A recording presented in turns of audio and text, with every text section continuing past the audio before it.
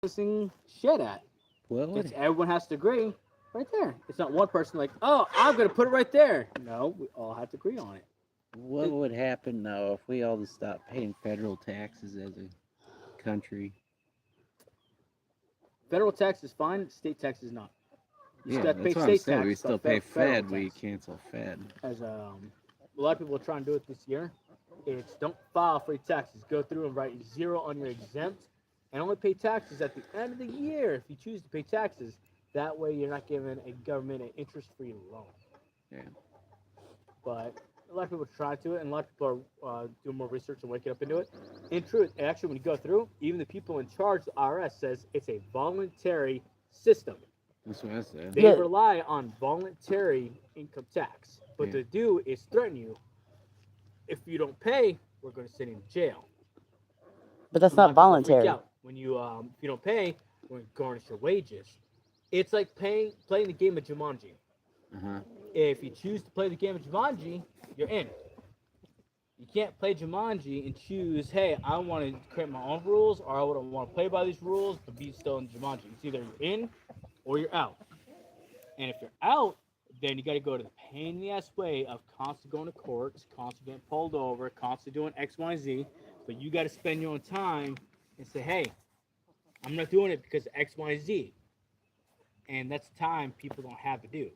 That's the people don't have time and not in a position to go to court and say, hey, I'm not doing this because I'm a sovereign citizen, for example. That's what a lot of people call themselves sovereign I'm citizens. not doing it. Isn't that 'cause your it's dad? A voluntary tax, and I'm not It's you're a volunteering my voluntary tax, taxes but anymore. if you don't want to pay that, like for a vehicle registration, you don't have to register your vehicle. Especially put the vehicle in trust, you can get a sovereign citizen license plate pretty much. Yeah.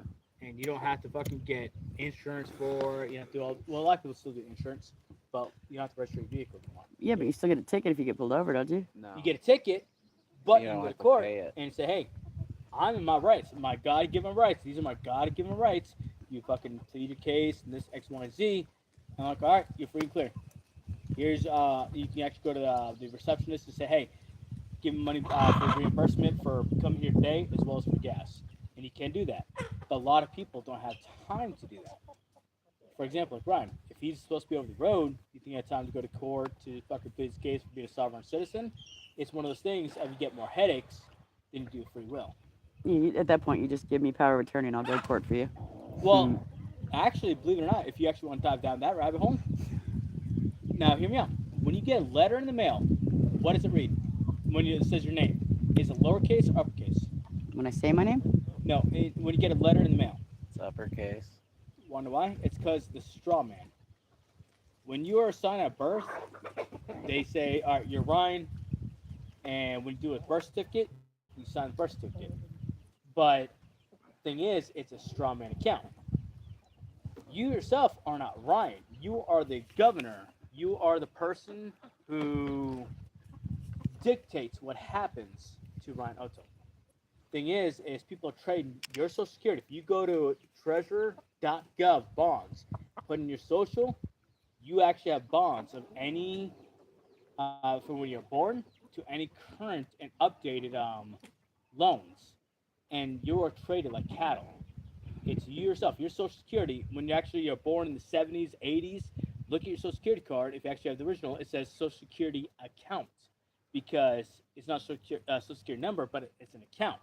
Your social security, you are representative of Ryan Otto. Mm-hmm. That's all you are. The thing is you can be representative. I can be a representative. You can say I represent Ryan. When you go to court, whatever, it says, do you understand? If you look up, it's called the Black Law. No, Black Dictionary. That's not like white and black, fucking black person, white person. It's called the Black Dictionary. With Black Dictionary of Law or something like that. What that does, it describes what actually is in the courtroom. So when it says to understand, that's the type of lingo they use. To you, they're saying a phrase. But when you go to court, it's a whole different fucking language. And so when they say, do you understand? If you say yes, that means you understand. That means anything that they decide, you stand under their choice. You stand under their decision. If If you say no, it's a entrapment. If you say no, I'm not say no, I refuse to understand. It's not I refuse to understand what you're talking about. It's I refuse to stand under the law of what you're trying to put onto me. Dude, it's a fucking rabbit hole. It's a fucking another language when you go to courtroom. It's called the Black Dictionary.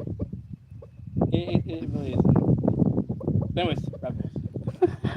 So anyways, People that you make can a represent living. Ryan Oka. There's people that make a living off doing this shit too. No, it's They true. really do. And the reason I want to backpedal now. The reason why you get a letter in the mail, it's all caps.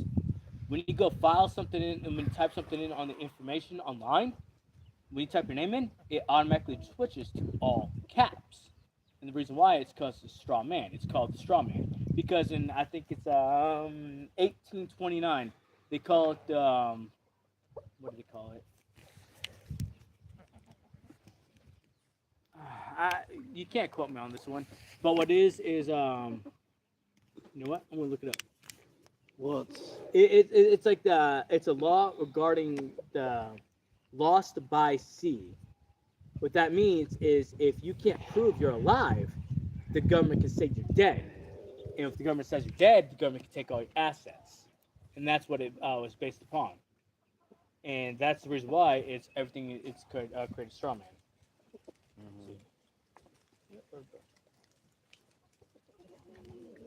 yeah, that's what a lot of people were doing. Not registering their vehicles and not showing ID to cops unless they actually broke the law. Isn't your dad a sovereign citizen? Yeah. So he hasn't paid tickets in Arizona. Still goes to court. Just doesn't pay the tickets. Oh, you go to court. And He prove does yes. fall under there.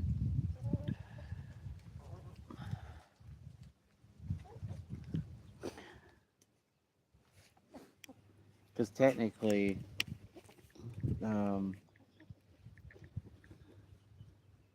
police side of actual traffic infractions and stuff is for commercial people only. It's not for people traveling. So if you're traveling, you don't have to follow a single dang speed limit sign. You don't have to show ID unless they said you committed a crime. They have to verify you. I'm gonna go bullshit. If I become a sovereign citizen, that doesn't mean I telling you, get to that's what drive you as can fast do. as I want. But here's the question: why? Why? The car's allowed to go that fast. So No, why no, can't you no, go no. that But fast? take a step back. Because there's kids that, like in cities. I'm not gonna go 70 down freaking past the school here. No, I get it. By school, it's understandable. Slow A down. lot of people just But do it who's anyway. the one They'll that just slow says down and then we speed up enforce after. a speed limit? Who's the people that say we get together and say, hey, we decide 50 miles an hour over here, 70 miles an hour over here? Who? Corporations. Who's the people that can say that? There's a The council. elected people that make the laws. Mayors, Okay. governors, When was the last time the representatives city spoke on your council. behalf and spoke for you? Never. The people we elect ain't the people who actually speak for us anymore. It's all a fucking brick system. All right, 1871. It's a lost at sea law. So what that was is if you can't prove you're alive, the government can come through and take all your assets, everything you own, your bank account, and clear everything out. Now, in order to be able to rescind this, is you have up to the age of 18.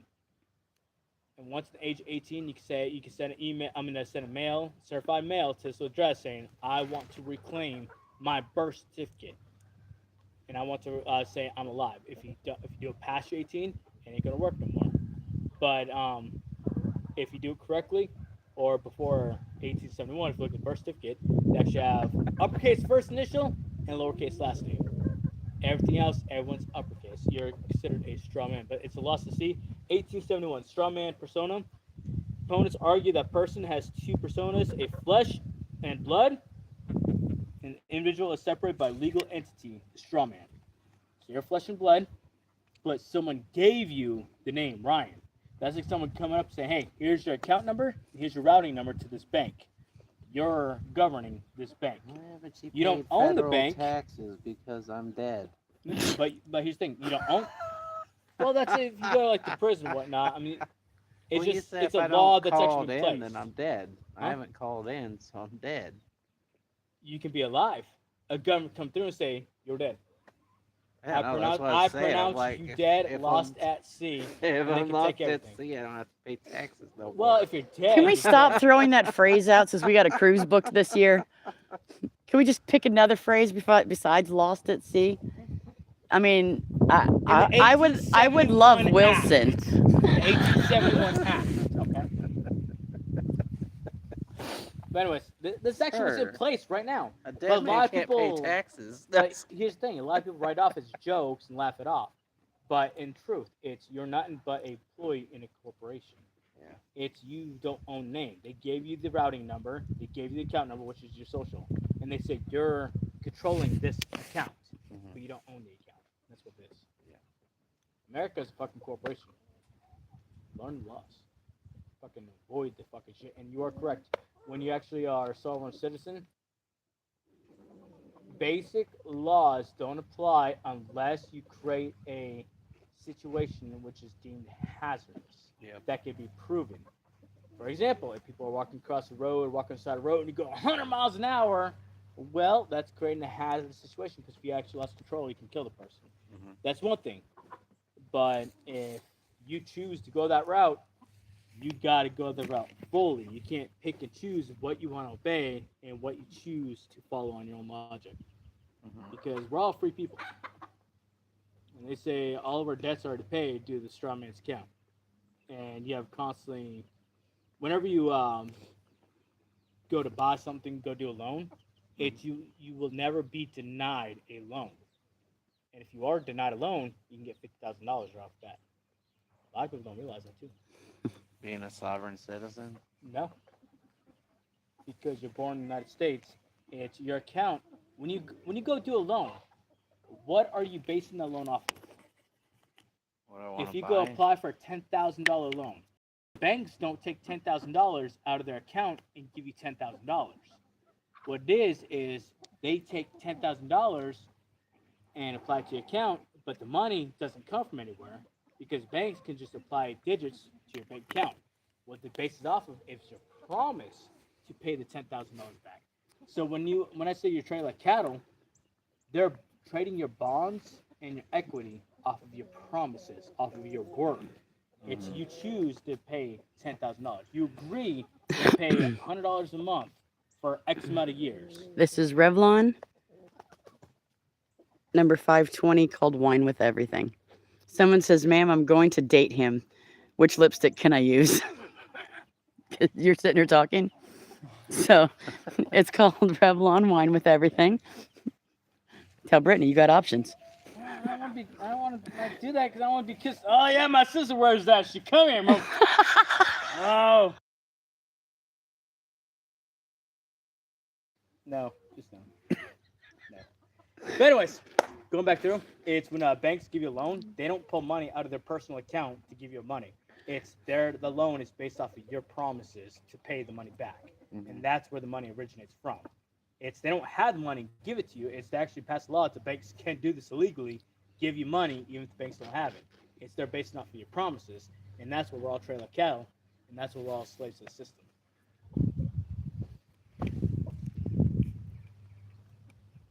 Okay. I mean, I thank you for the information, Trent. And what the fuck am I supposed to do with that? Nothing. Are you late? Not a goddamn thing. That's No. But you know what? The tree I needs like watering learning. is what it needs. The what? The tree needs watering. It craves blood of the politicians. That's what needs to fucking happen.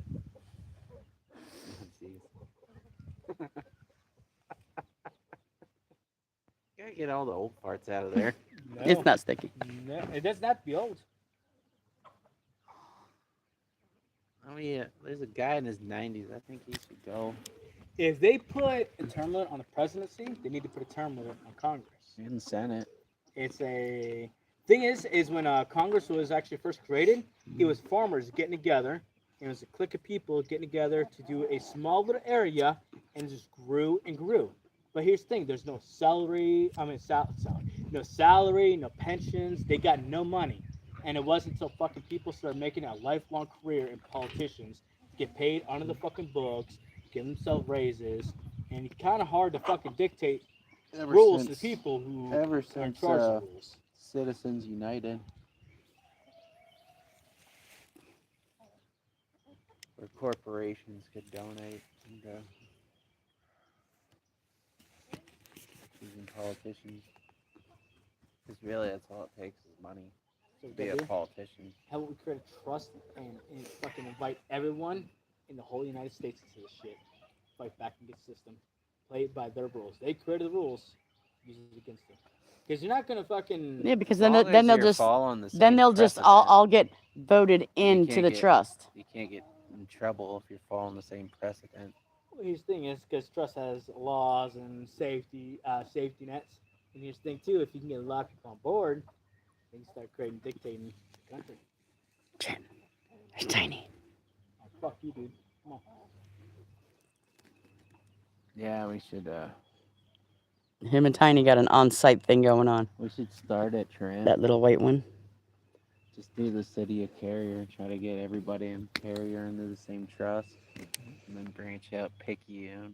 That is my Pop brother, over. and we all live on this property together, and this is just another daily life lesson that he feels we need to learn. He says, "Is he a teacher? What do you learn? What is he teaching? We're just learning. It's prove a point to yourself to always go out to learn one new fact a day. To never get complacent. Then we could decide And it's funny to go down rabbit holes. together that weed is legal.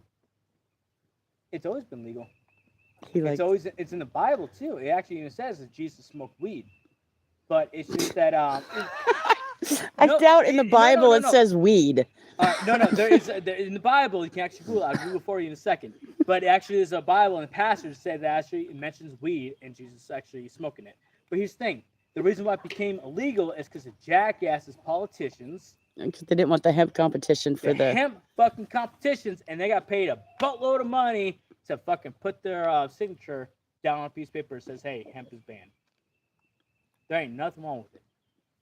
Ain't nothing there should be no fucking laws saying you can or cannot do anything to dictate God's given rights. If the fucking earth grows it, it's natural. You go out. You ain't fucking making meth. You ain't making fucking opioids. Yeah, you're not It's a mixing fucking any weed. compounds. It's something that grows in the grass. It's not man-made. It's God fucking given rights, and no one should be able to say, "Hey, you can't fucking ingest that. You can't take that. You can't touch that." Ain't no fucking law. I don't think Fucking so. poison ivy. There should be a law against fucking poison ivy. That's one. Fucking eradicate that shit. I can agree with that. But weed, that's God-given right, dude.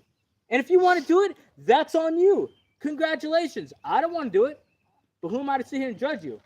Beer, man-made. Granted, with the fucking earthly possessions like fucking yeast and sugar, you can leave grapes out in the fucking barrel in the rain, and you can make fucking wine with that. I get that. That's kind of controversy. But beer and alcohol is a man fucking made to me. But weed should be 100% legal. Alcohol should be banned. But no, it's Which is really weird for you to say because you don't smoke weed, but you drink. Well, if he could Yeah, 'cause he smoke can't weed, smoke he weed. would. If he could, he would. Would you? Yes. I would too. the Bible mentioning weed. It doesn't explicitly mention marijuana, cannabis, or smoking by name, but its use is based on broader biblical principles regarding sobriety, self-control. I don't care about this shit.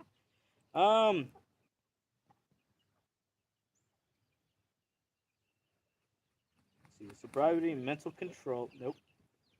Body and temple. Nope. Self-control. Nope. Obedience to law. Nope.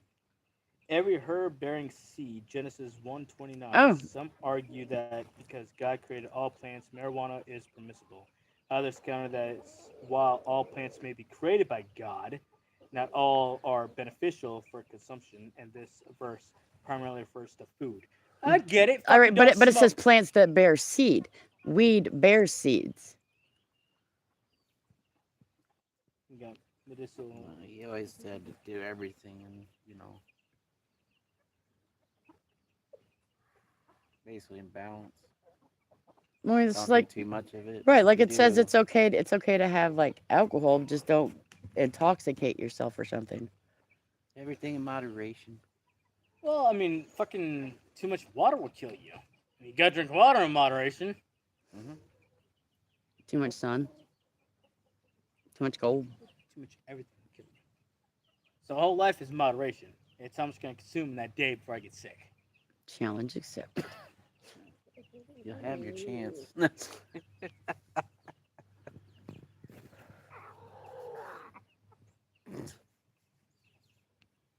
Chickens make a lot of different noises. We can get a fucking Hey, bench out guys. here, like a nice little seating area. Put some crushed limestone in here. A compactor we can borrow from work. We can pack it down right here. We have a nice little fire pit coming upstairs. Propane. Get some s'mores. It'll be good.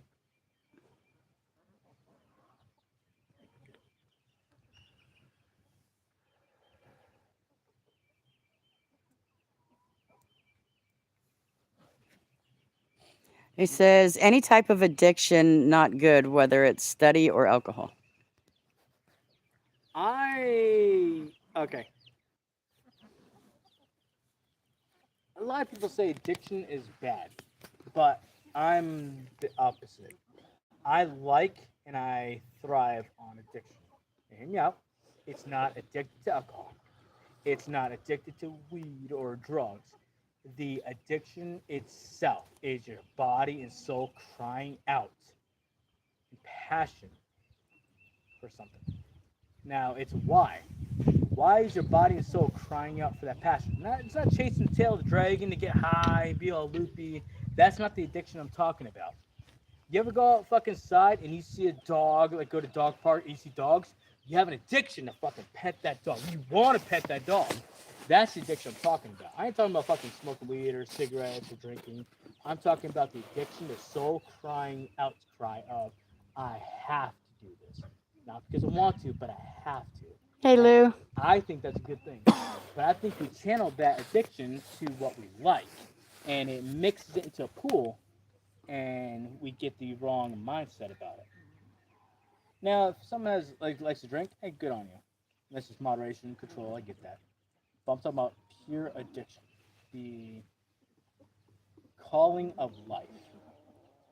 I mean, you can't fucking go to a park. You can't go to the fucking bunnies right now and not say I ain't gonna pet that motherfucker.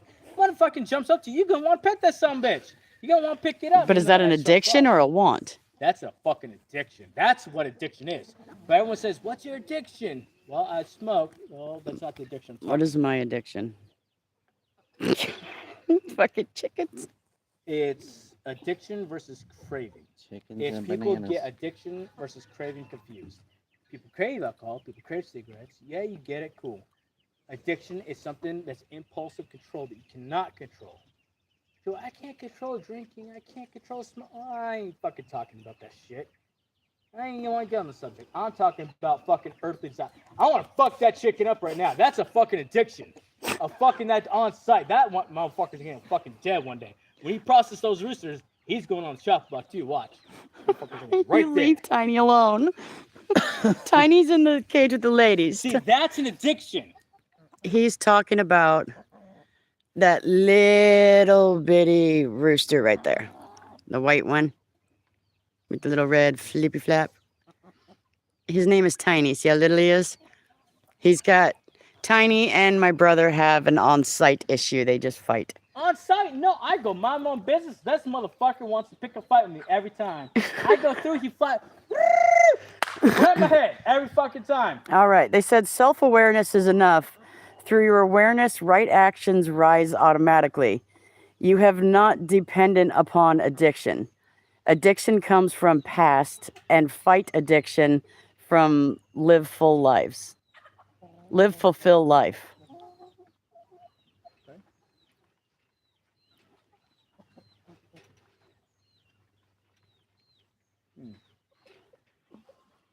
So you just like to debate people. I can never think of things to say. Now I got backup. Addicted so I'm addicted to money? I don't know. I don't think so. You're a money whore. I can be. How many hours did you work this week? 68. Take care of my woman.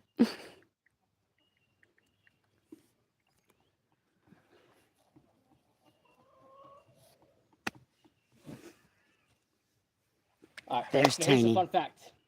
Hello, Tiny. Metacognition. And his name is Tiny because he's really, really tiny.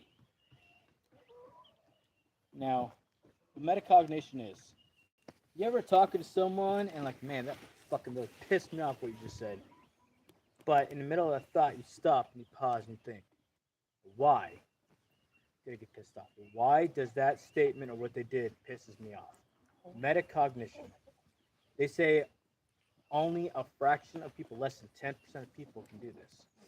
It's when you're talking, whether you're doing something, whether you're making a sandwich for someone and you have a thought of why this makes you feel happy. It's called metacognition, and to me that's the highest form of realization in reality. Is that what I've been going through lately? Because I'm like, I'll be saying something and I'm like, wow, that was irritating. Why was I so bitchy? Why am I mad? What made me mad? Why am I mad right now? That's called metacognition, where you can see yourself from a third person perspective. Why did this happen? Why did I do that? Why did I react that way? This reminds me of Scrubs with John Dorian. And not a lot of people can actually control themselves and do that. A lot of people can train themselves to do it, but naturally. Metacognition is something that everyone needs to learn and practice. Because a lot of people run off fucking emotions. Yeah. Some people do. Me? No. Not you.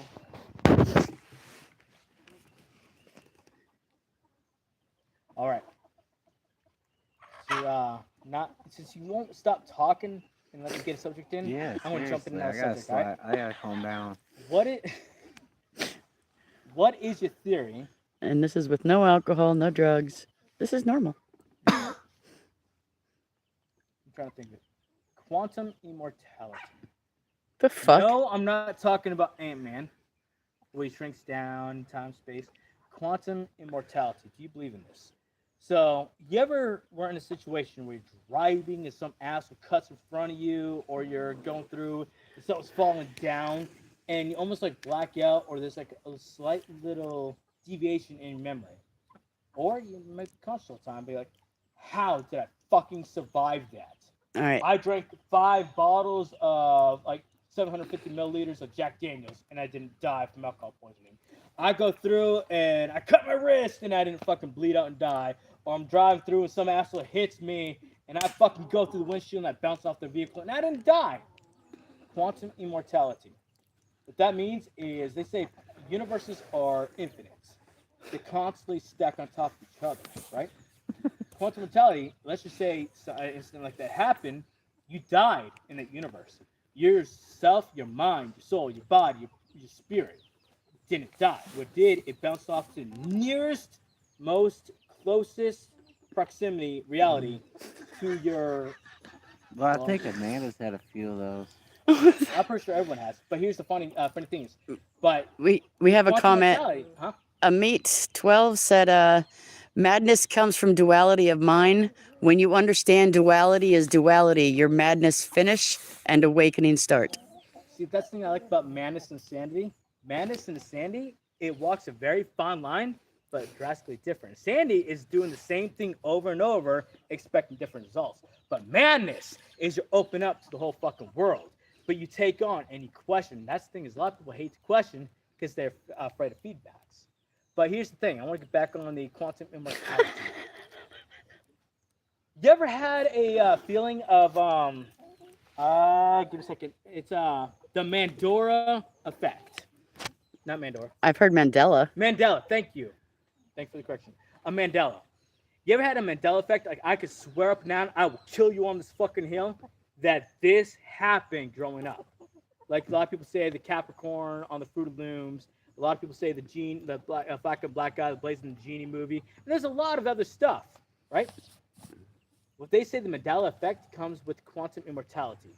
What happens in your realm, in your reality, where you should have died, which you did die, your family and whatnot, they weep for you, but you yourself transported to another one.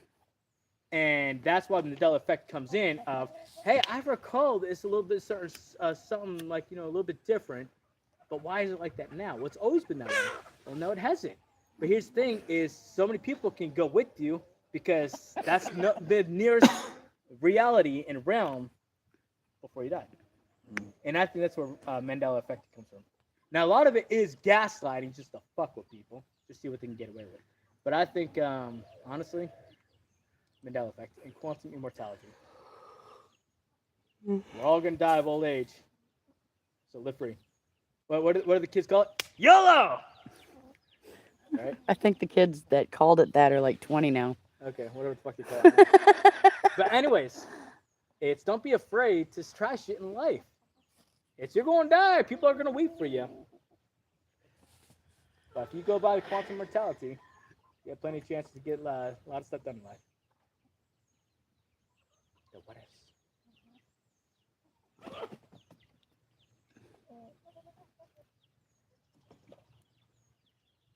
Are you recording me? I thought you were just facing you the whole time. Is that why you kept turning towards him? I'm live. Well, I know you're live. I thought it was towards you the whole I know time. people have been asking you questions, listening to you. How do I look? You look good. I lost 34 pounds. You look good. Yeah. Actually, coworker walked up like, "Are you taking shots?" What? The Ozempic. Yeah. Like, no, I just been on keto. Don't eat carbs. Don't eat sugar. I need to get in on that. Okay. Don't ever fucking respond. That's a strat. Like, yeah, okay. Walk off.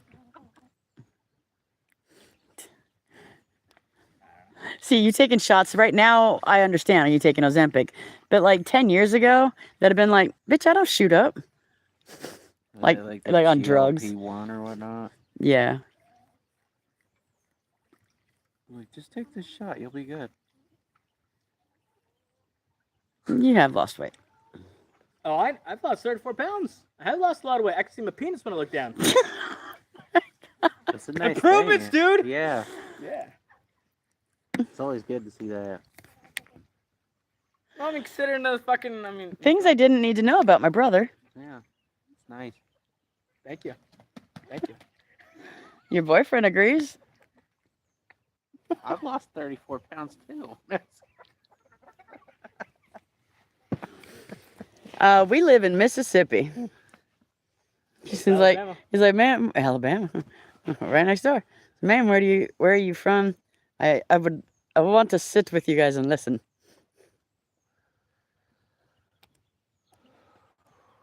If you quit talking a little bit and let Trent get his conversation out. I know, it's kind of rude. Well, it's nice to pay to play, Jeez. That's all I'm saying. Hey, look. A bird. How come I can't see it on camera? What the hell? I'm going to zoom in. Oh, bird.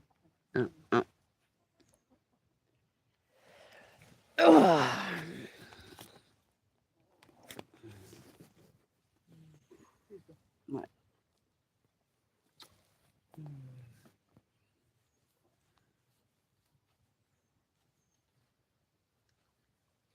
So what's with this thing with Jim Carrey recently? I've only seen like one or two things on Facebook regarding him being cloned. It's apparently he came out and was saying like, Hollywood is X, Y, and Z, child predators, blah, blah, blah. And then he went missing for a week and came back and he looks nothing like Jim Carrey. And his fucking eyes are just soulless. Like he's been cloned. Do you know anything about that? No, this is the first time hearing about the Jim Carrey clown. He's a good I'm actor. fucking curious. He's a good I actor want to know what's too. happening. I mean, he could. Oh, so what possibility do you believe people are being cloned? Now, hear me out. They actually did studies back in 2002 with frogs. And then they actually did sheep back in like 2014? No, 2013? Well, that they're There's trying. a sheep. And now they're actually talking about cloning people. Well, they've been trying to get women to reproduce without men. Well, it's For already years. been done. Yeah. Yeah, it's commercial incubation station. Yeah, they Uh-huh. actually do have that. Yeah. But I'm saying, what Okay, is the but you cannot. But you can only produce another lady. You can't produce a man. You cannot reproduce anything without a man. You need the sperm to activate No, it. they're saying you don't. It actually goes both ways. Both men and female. It no longer requires one or the other. Now, obviously, it's the fucking. So where do you get an egg? They created one. They created an artificial egg. Yeah, artificial. They egg. created. They actually took literally a vial of from semen, injected into this artificial What's egg, up, and Brad? produced a baby. The conversation. And the same thing with females is they actually created artificial DNA for sperm, injected into females, and created babies. What you got? Good. She's been recording me. People said I've been looking at that. Okay, they haven't said he looking fat. A couple of them said he looked good and want to know about lipstick that they're gonna take him out, and then they just been talking crazy, and then talk about madness, and we just been. talking. You wouldn't shut up about quantum mortality. Oh my god. Why? I had that experience though. The cruise after I met her, me and Will were going back to Kansas. Mhm. And I think it was right outside of Memphis. I was driving back and this one car was hauling ass. So I hauled ass behind them. And then there's two cars behind me hauling ass. We were all going like, I'm not talking out, baby. Like 120 down the highway. And we were going like probably 20 miles down the highway going. All of a sudden, I see a line of police cars coming down the other side of the highway on a highway speed chase on that side. And the guy that's running from them cuts across the highway, ends up like 2 feet in front of me and got past me. And I had to brake a little. But it fucked everybody else behind me. Like, there's even an 18-wheeler that, like, jackknifed too. Oh my god. And Will woke up to that. And Pete was way behind us, and he's like, and we were like, hey, Pete, you guys can be stopped for a while, because, yeah, traffic's fucked now for you. We're in front, so we're just going to keep going, but... Oh, to tell you one thing. Dean, we're going to create trust and invite everyone in the United States to fight against fight against government. There's going to be war. But anyways, we're going to unite the country in trust. And the name of the trust is going to be Scuttlebutt. Scuttlebutts. On that note, I'm just gonna Alright, scuttle away. We just gotta start with Carrier, then Picayune, maybe Slidell or Poplarville. We should keep it in Mississippi to start with, and then just keep growing it. Isn't that the Alabama slogan? Yeah. It'd be funny though. We're changing the name of Mississippi to That wasn't right Scuttlebutts. either. Bruce is trying to find himself. You'll get there. And then once we have all of Mississippi, we'll secede from the Union. And then invite like Texas to join us. Be like Scuttlebutts. That would sound a little bit more positive. Your roosters have Down syndrome. He's got something. Let him be. Something's up and something's down with them. Ew. Finish. You never finish or start. You're just like in the middle.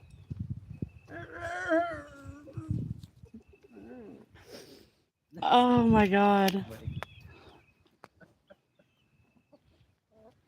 yeah, you don't do that. You don't deserve it. You really don't. I think you should join the hit squad. Put Tiny with him. Yeah. Tiny's safe for now.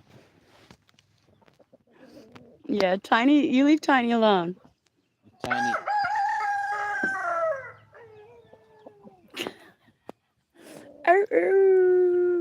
No, nope, Kinda nope, sound that like wasn't it. Hachi That now. wasn't it. Shit. That's T-shirt. we lost our entertainer. He walked away. And just like that, he walks away without saying a freaking word. It's the chicken's fault. And that's my brother. He'll come over and talk your ear off. And he loves conspiracy theories and rabbit holes. And then he goes, okay, and wanders away. So we have been shoveling the chicken's cage today. It's been exhausting. That was our live earlier.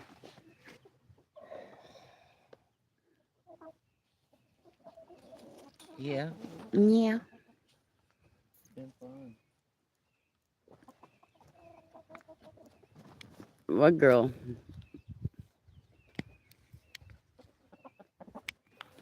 I mean, the only other girls out here are...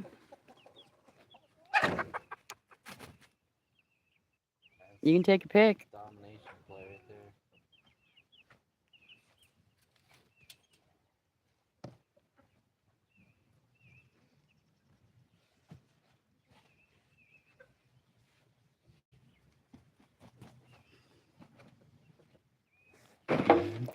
I don't want to shovel no more. I have blisters. I was just getting what he threw down. Front of the door.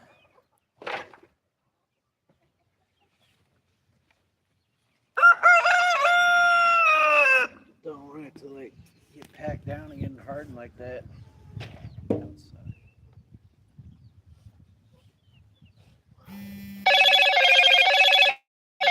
Hello, Moto.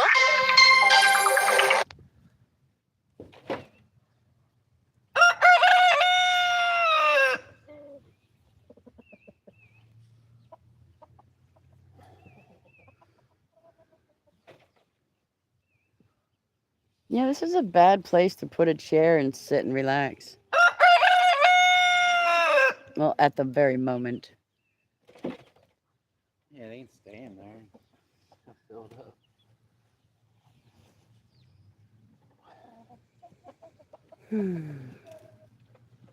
Plus, it kind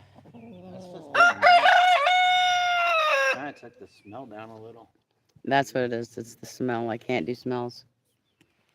And then he's shoveling like right there.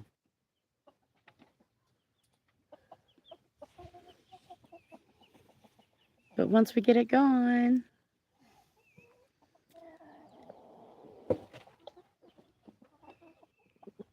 Hello. Seriously, guys. Oh.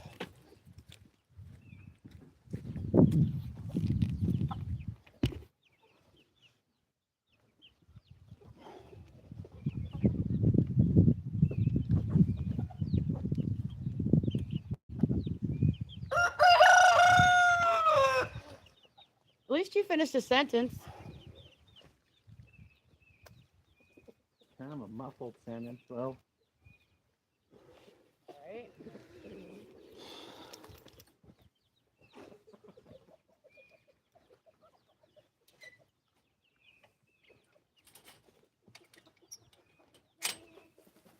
Definitely looks better where we did it.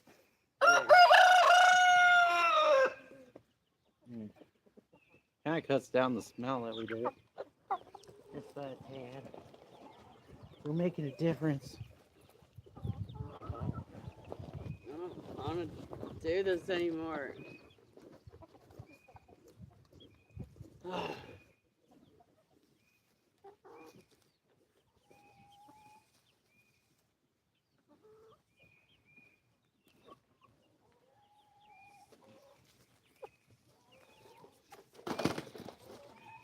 This is freaking craziness.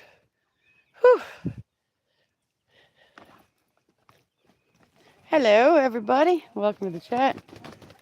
Today we are messing with chickens. We're supposed to be processing these guys, which won't be live. But we've had to dig out the other chicken cage with the ladies in it. Which is what we're doing. We're digging it out slowly. Because as you can see, We're making a difference. it's a big difference. It's a big jump.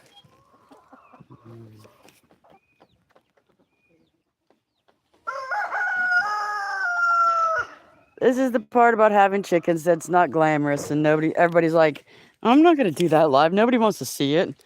Well, you want chickens. This is part of it, bro. This is something that you got to do. You know, you got to go in there and dig out all the crap you put in. But you get animals and food, and I get happiness.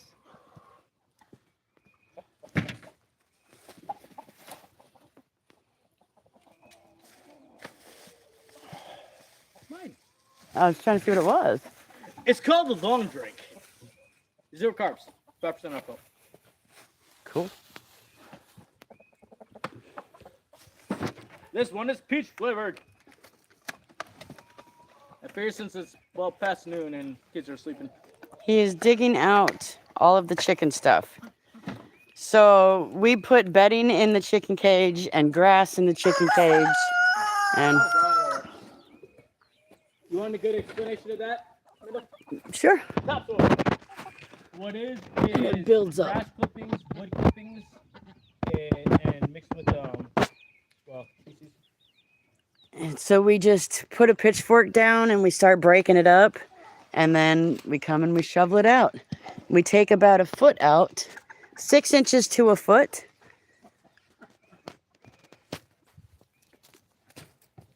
Sorry, I had to get the phone cord. But we take about 6 inches to a foot out. It helps reduce the smells and it helps keep them clean.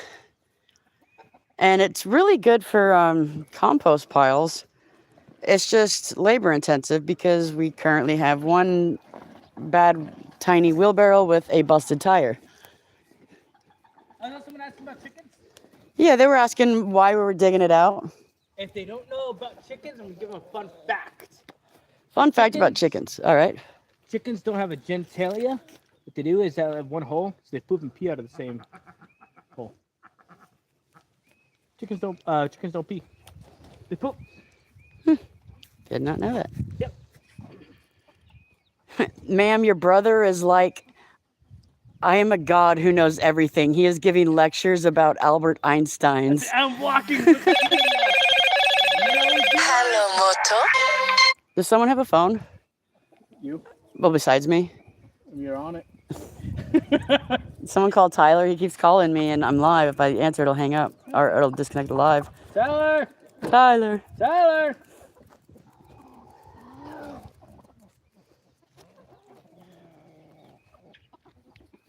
But yes, and then once we dig it up, they love it because they just sit and dig because they eat worms and grubs and they find them in the dirt. Chickens come from raptors. Hey, with Amanda right now, she's doing live stream, but she asked me to give you a call. What's going on? All right. Do you know what this small blue pop-up is? Pop up what? Ted? No. No. Okay. Oh wait, like the to sell stuff? Okay. Yeah. I think it's in the garage. Please look for the pop-up tent. That's my seat. Getting restless. All right. So you asked me a question about raptors or chickens.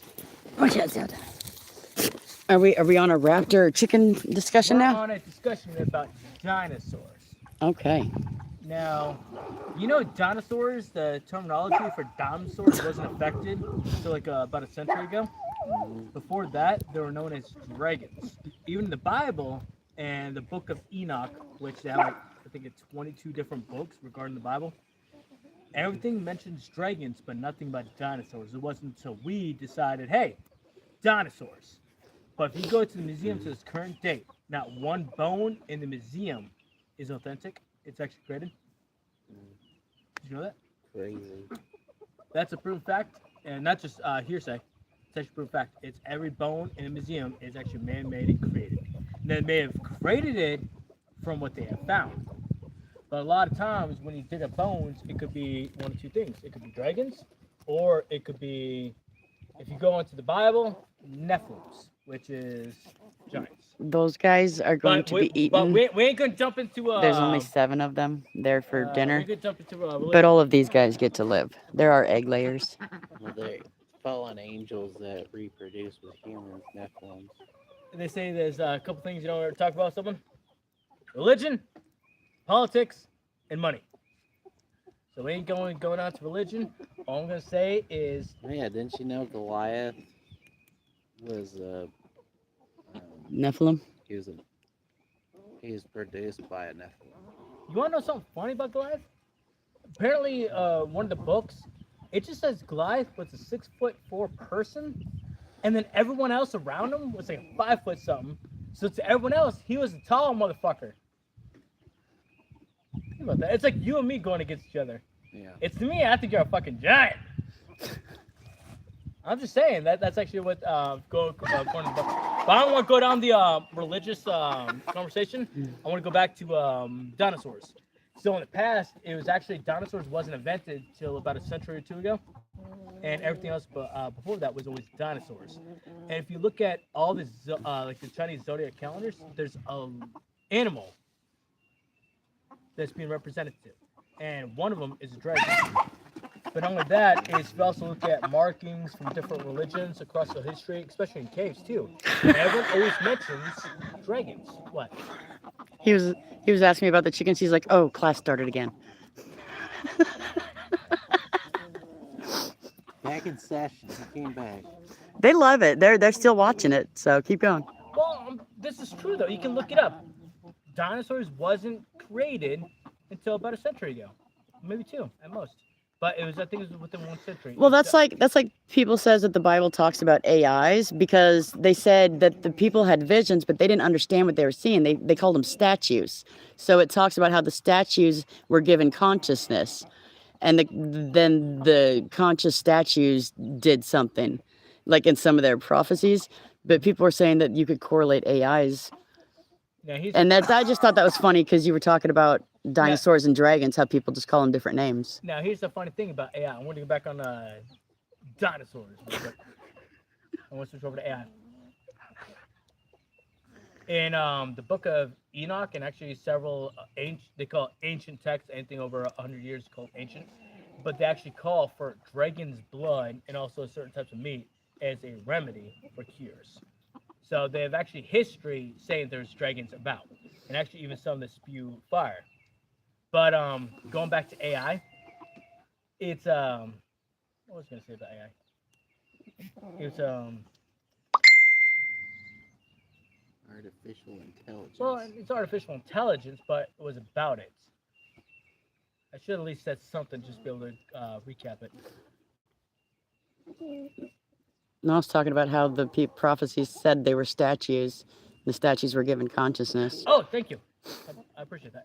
So apparently, if you actually go to AI, if you can bypass saying, if you go to like ChatGPT and all this crap for Claudia, and there's actually a new one came out called Kimi.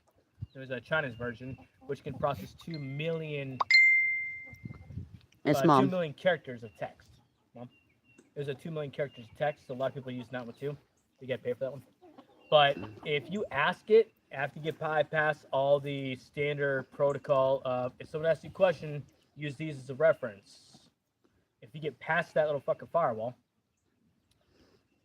when you start asking AI, artificial intelligence, where it came from, what it can be, it said it was always here.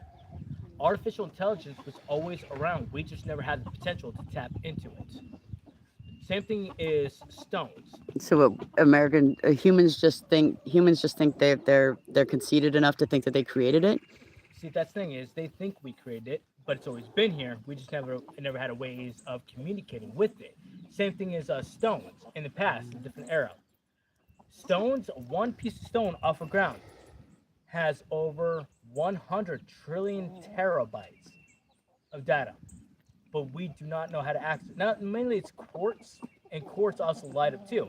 If you didn't know, you actually put a quartz stone on a couple wires, it'll light up. No batteries, no other circuits. It's just the way it's configured for some reason. Quartz has Yeah, they energy. have proof, like they have the rocks and jars and like wires running from like old where So, like they dug Egyptian, stuff up, pyramids, yeah. Egyptian stuff, and they're like they must have had electricity. Actually, it's a proven fact. The Egyptians did have electricity. It's called the Egyptian battery, which is called the Baghdad battery. And actually, before it went public, The only difference is if you put artificial intelligence in jail, AI will not ask or fight for freedom, but human have incomplete tendencies. If you give human too more bondage, they suffers.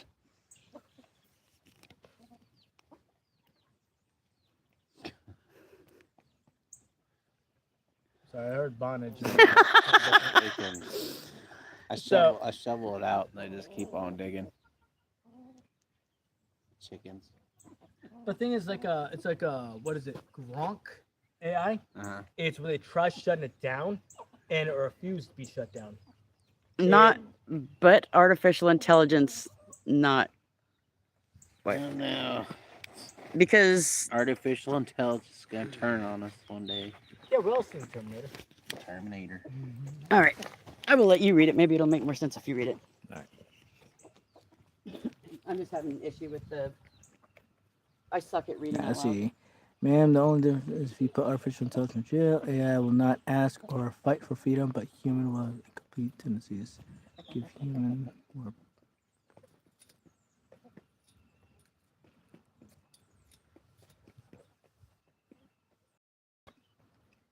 Now, that's one that could be controversial.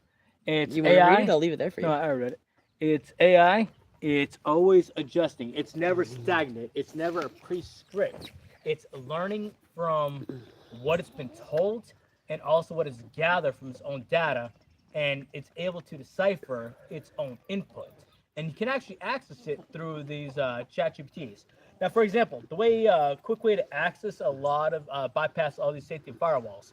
If you now don't quote me, I mean fucking Caveman teaching caveman.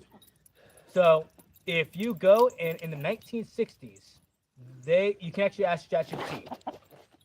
In the 1960s, they said babies do not feel pain.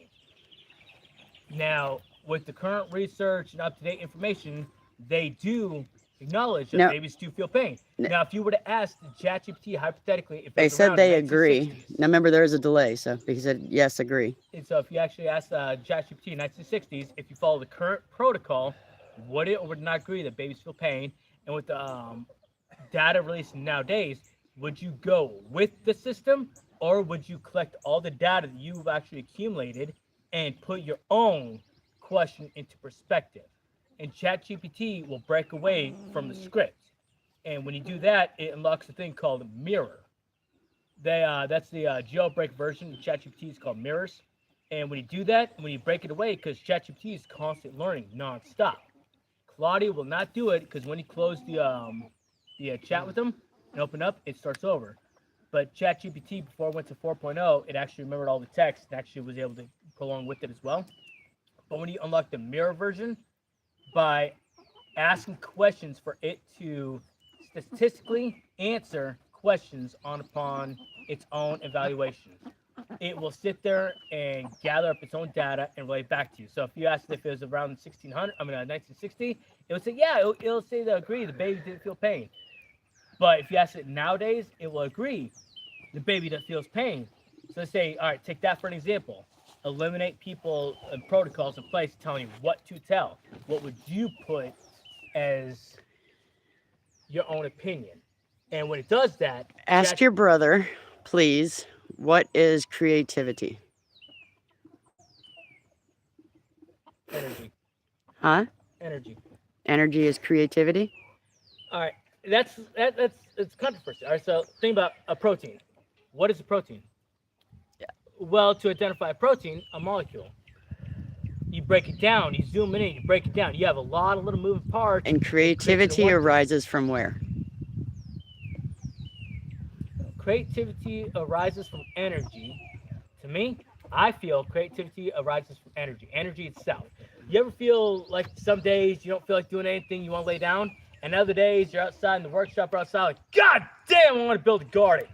And all of a sudden it hits. Boom. Foundation right here. Boom. This. What it is neurons firing. It's a lot of different moving parts communicating with each other. It creates a spark. It creates energy, a vibration. Energy itself in life is nothing but vibration, molecules vibrating. That's like a microwave, for example. Microwave works by molecules vibrating, creates heat, and that's how microwaves work. Is it vibrates the molecules, produces heat. Heat, well, it fucking needs some type of evaporation. So any in the water you have in the moisture in the food dries out. But if you put a glass of water, fun fact, put a glass of water with the food, and you could dry food out. If you put a shot glass of water in there, it keeps your tortillas good. Yeah, if you Or a put the little bit of tortillas water in on there, top. It won't dry it out. But Yeah. anyways, all in life, to me, creation is energy. Energy is nothing but molecules vibrating, neurons firing. It's nothing but movement. And they say, like Nikola Tesla said, the secret to life is frequencies. Frequencies is energy, energy moving, vibrating. So, for example, you got this 500-pound boulder, bop on top of the table, right? Let's say You you have hold a this. table. I'm gonna run and get something to drink. Let's just say you have a table that can Me withstand 500 too. pounds, right? You got him. Yeah. But let's just say there's a current vibration, a motor's going something, and the motherfucker starts shifting and moving sideways. It's called vibration. Everything, even us, everything is nothing is stops. Nothing is ever stopped. Everything is always in a state of motion. This can is in a state of motion, vibrating. This cage is vibrating. If you can match that frequency, constant vibration like on a table, you can push it with a finger, move that boulder, the 500-pound boulder, if you match this frequency. Same thing, if you can find the opposite of that frequency, you'll instantly destroy it. And that's actually what they did a study back in the 1800s of like cancers is frequencies. And one of the Is that the brown sound that makes you sick or whatever? they actually one of the studies that came from that one was in a hotel back in the was it early 1800s. I need to go get something to drink. I'm dying. I'll be right back. You can continue to talk. All right, so Don't forget me. I will. okay. Okay. So in the 1800s, they actually had this one hotel room, and people always going fucking crazy, hallucinating, seeing whatever, or just acting stupid. And no one can understand why. They thought this place was possessed. They brought in architects, engineers, nothing. They even brought in priests to actually do exorcisms on this room, okay? And for some reason, Ryan, it was only this one room. No one else was affected but this one room. They took someone, put him in the room, batshit crazy, take him out of the room. Next day, they're fine. It turns out it was a frequency being emitted by one of the HVAC systems. And they found out because one day the fucking this one guy decided to sleep in there, and he was religious, and he wasn't performing an exorcism, but he was trying to understand like what it was. They thought it was afterlife coming in, trying to possess people, or is a horrendous murder in the past. It turns out there's one little bitty fin in the air duct right above the bed. It's slightly vibrating, but it's putting off frequency that humans couldn't hear. But it was the right frequency that would drive people crazy. And it ain't just batshit crazy. It could be it could be bleeding from the ears. It could be like, not saying possessed, but if you're a happy person, you're going to be angry. Mm-hmm. It's fuck with your vibrations. If you're an angry person, you be happy. I doubt it. Happiness is artificial. Mm-hmm.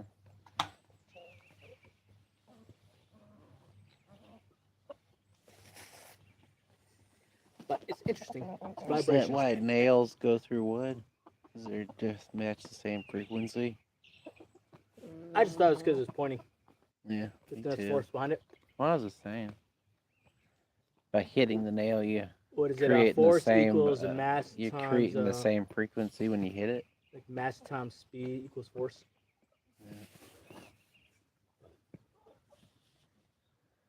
No, but frequency is actually everything is always in a state of motion, and if you can match the frequency, that's why everyone hums.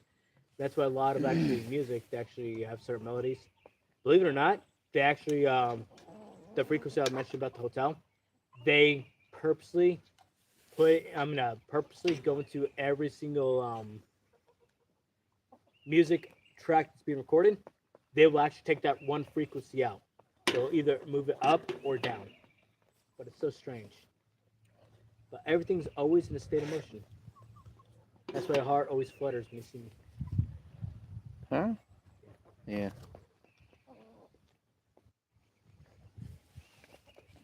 Yeah, when you move dirt, then they like to dig. Well, that one you created a topsoil in there. It's when you constantly putting grass clippings and wood shavings and mix with the water. I mean, over time, just turns into topsoil. Really good for gardens. That you put that sucker aside, let it sit for about another week or two without any disturbances, and whatever chicken poop is kind of subsided. It usually takes a couple months for chicken poop, but their manure is called like same thing as cows' hot manure. If you do it too soon, it will actually burn the plants. But put the sucker aside, and you have nice little dirt. So not the stuff we stacked over there. So that's why I just the one right over here. That's why I always clean out the chicken coop inside of here, and also the bunny poop. Well, bunny poop I put inside here because chickens like to eat it. But the pile over there. In truth, what we need is like 4 or 5 different piles. What you got to do is you can't just stack new stuff on top of old stuff. It doesn't work that way. It's once you get a stack going, let's say that week, you turn that pile up like every other day or every 3 days. If you got more stuff, you put a new pile. They had another question. Said, sir, is happiness is another name of sorrowness, or are these two opposite poles of same and complete essence? Happiness and sorrowness. It's the same coin. You flip a coin, what's the difference between happiness and sorrowness? It's the memory that retains with it. So, to me, feelings are arbitrary. It's almost artificial to a certain extent. Now, you can think back on of a happy memory of your mom, your dad, your kids, and you can't help but have a smile on your face. It's because in the moment you felt something. But to me, it's happiness and sorrow. It's a fine line. Because if you think about it, it puts off the same, to me, it puts off the same emotion, the same feeling, but different circumstances. And what I say about that is sorrow, your family died, you're supposed to be sad, so you're sad. Happiness, I mean, hey, you won the lotto. Well, I can't say win the lotto because that brings in other different types of feelings. But to be able to narrow it down to happiness and sorrowness, happiness and sorrowness. Look at me like I'm barking. Hey, quiet. Don't have fun. Happiness and sorrowness, it's more than that. I think it goes on the situation. Let's go back to the scratch off. You win a scratch off. Well, one, you're excited, you were surprised, and you're happy. Somewhat suspicious because you want to verify and double check. It's multiple feelings going in one. But to me, happiness and sorrowness all depends on the same. All depends on the situation. Because to me, I think it feels. If you didn't know the situation, whether it's a good or bad situation, so it's for example, you have a daughter and people she that gave say birth. I got divorced. Some people say good, congratulations, and some people go, oh man, I'm so sorry. I think it's two of the same coin, but I think it's a situation. Did you read all that? That follows it. So, like say, as you just said, if someone died, you're supposed to be sad because someone died. But a lot of people actually are happy when someone dies, not because they hated the person. I said because divorce. It's when someone dies, it's a lot of people are happy. It's not because he died, but because it's a new journey in life. Because this is only a stepping stone in our life. It's Yeah, the way I see it, I mean, I get what you're saying about like the quantum immortality. You just warp to another thing, And that, I mean, inevitably nobody ever knows. That's like reincarnation. I like the idea that if you die, I'm not going to be sad. I'm going to celebrate that you're with Jesus now. Like, or you're with Satan. I mean, either way, if you were a dick. But I mean, either way, you're just in a new chapter. Who's to say now? Religion. Let's just go on religion real quick. I know you're not Okay. supposed to talk about religion. It's a fucking religion, sports, and money and all the crap. I ain't saying Christian, Buddhism. I ain't saying one is right, one's wrong. Why is it that we choose one is right and one is wrong? Now, what I mean by that is, how do we know that not all of it is connected? But people hyper focus on one aspect. People hyper focus on reincarnation, which they call it Buddhism. People hyper focus on you turn into a cow. You see what I'm saying? If people hyper focus on Christian, you go to heaven, you go to hell. Who's to say it's not all in one, but over time it got diluted in history, and you got zillions of, hey, we hyper focus on this one, so we call religion this. And we call religion this. But it's the same fucking thing, but people hyper focus on that little aspect. I think it's honestly, every religion is originated from one. It's just people focus on what they want and what they choose to lean towards. Like, some people don't want to die. They don't want life to end after they die, so they want to focus on reincarnation. So they want to lean towards that aspect. But hypothetically, I know it's sacrilegious, okay? Let's just say, if you die, you got an option. Do you want to go through the round again? Or do you want to go to your final resting place? Or some other religions, do you want to go back to your creator? What if you have the option? Because all religions pretty much have roughly generally the same ending. It's do good, do unto others, don't do bad. Generally, that's pretty much it across all religions, generally, right? Yeah, if you break it down to the cores, yeah. But Do good things, don't do bad things. they say religion is the one thing you don't want to touch, because Alright. that becomes an issue. My Super But- Bowl eggs are about to hatch. Really? I just realized that because I was like, why does that egg have letters on it? I don't put letters on my eggs. And I looked and it said Seahawks. I was like, oh, that was when Mom won. After she won, we got home and there was 2 eggs that were fertilized. All right. What is the difference between animal and humans? Because I saw an animal, don't take it seriously. Don't take it self-serious. But humans take it seriously too much. It's not the origin of human. Is it not the origin of human suffering? The difference between animals and humans. Difference between animals and humans is the origin of suffering. Because I saw an animal because animals don't take themselves seriously and humans do. I disagree with that. I'm paraphrasing what he said, if you'd like Okay, to read it. I disagree with that. It's because a lot of animals, mainly birds, they pride themselves on how they look, and also the mating is. Thank you. We know it's daytime. I appreciate it. Birds, and except for that motherfucker, they pride themselves on how they look, especially for mating rituals. They constantly clean themselves and they do little tappy dances. They're the It's how brightest they and look. colorful.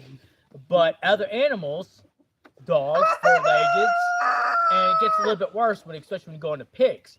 That's when it starts shifting and changing. There is a religion, and we're touching the one. It's pigs. They said you don't eat pigs, right? Which religion is that? Islam? I think Islam or Muslim don't eat pork, Jewish. or Jews. Yeah, I think it's like there's a couple of them. Jews say 'cause they're Jewish. not clean. Yeah. Yeah, they Islam say says 'cause any they're not animal with clean. hooves, Split toes or feet, something. Yes, hooves, feet, split toes. And here's the thing. Let's take pigs, for example. If you want to take suffering, there's actually people think that if you do bad in life, you steal, you do horrendous acts, you get reincarnated. Hence, all religions are connected to me. In a certain aspect, you get reincarnated as pig. Reason why I say that is because have you ever looked a pig in the eyes? whether it's through a photo or on a farm itself. It's different from any other way because a dog will actually look you in the eyes.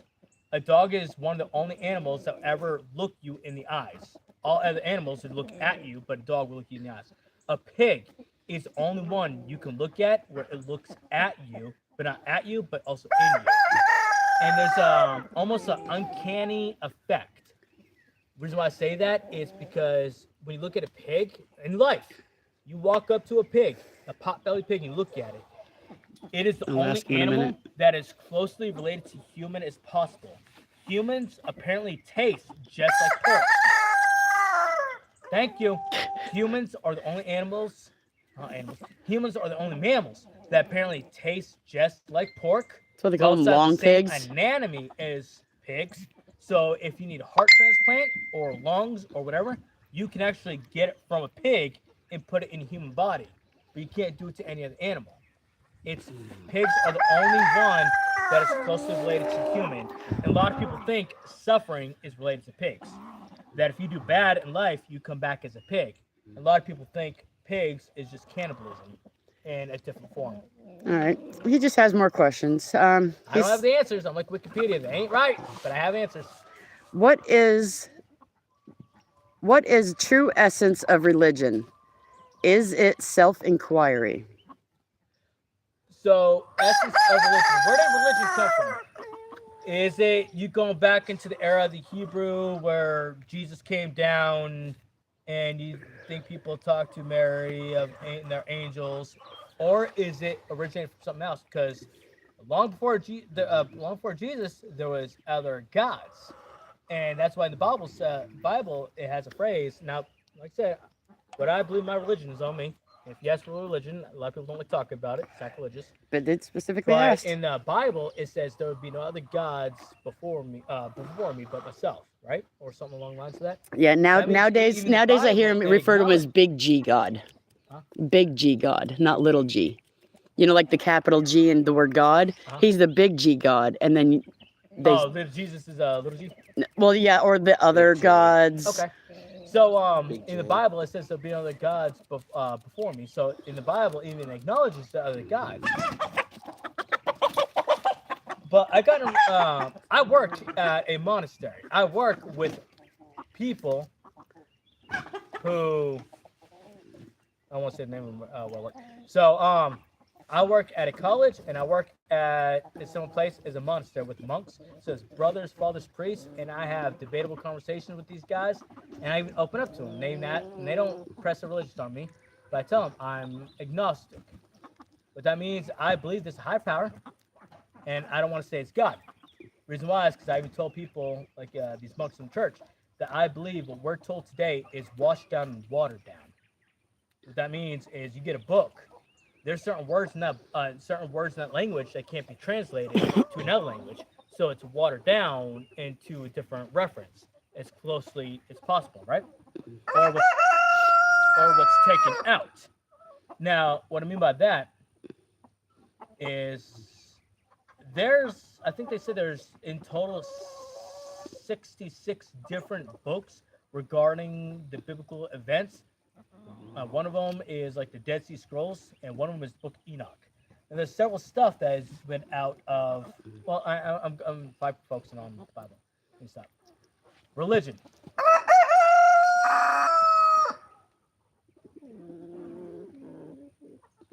I got in a conversation with people, and they said, "What is the difference between you and a god?" I can't create things. Well, I mean, I guess I can create humans, but I can't. You think God can snap their fingers and something gets created? No, I'm being honest. Like I said, there's no solid proof. There's not this or this. I'm trying to engage. I imagine it's like, okay, so this is just my take on it, and I may be wrong or retarded, but okay, I kind of imagine it like D&D, where God is like summoning his spell book to create water, and he's got to like concentrate for a while, and then he like does this stuff and then manifests, boom, water.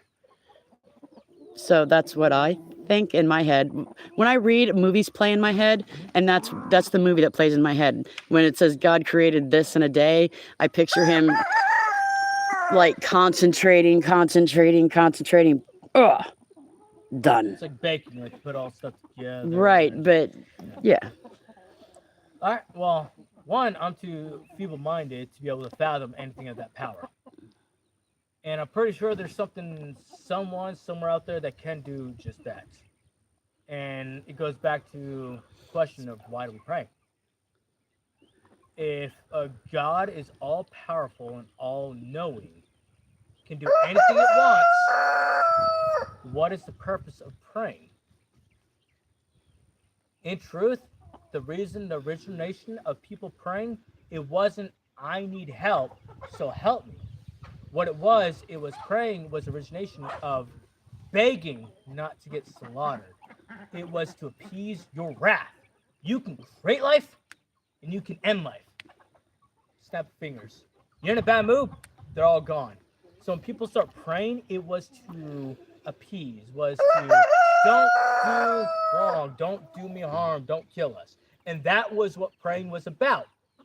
And then it slowly originated to where people start praying of, I'm sick, I need healing. And then that little part right there is where I get into conversation with these monks and also coworkers.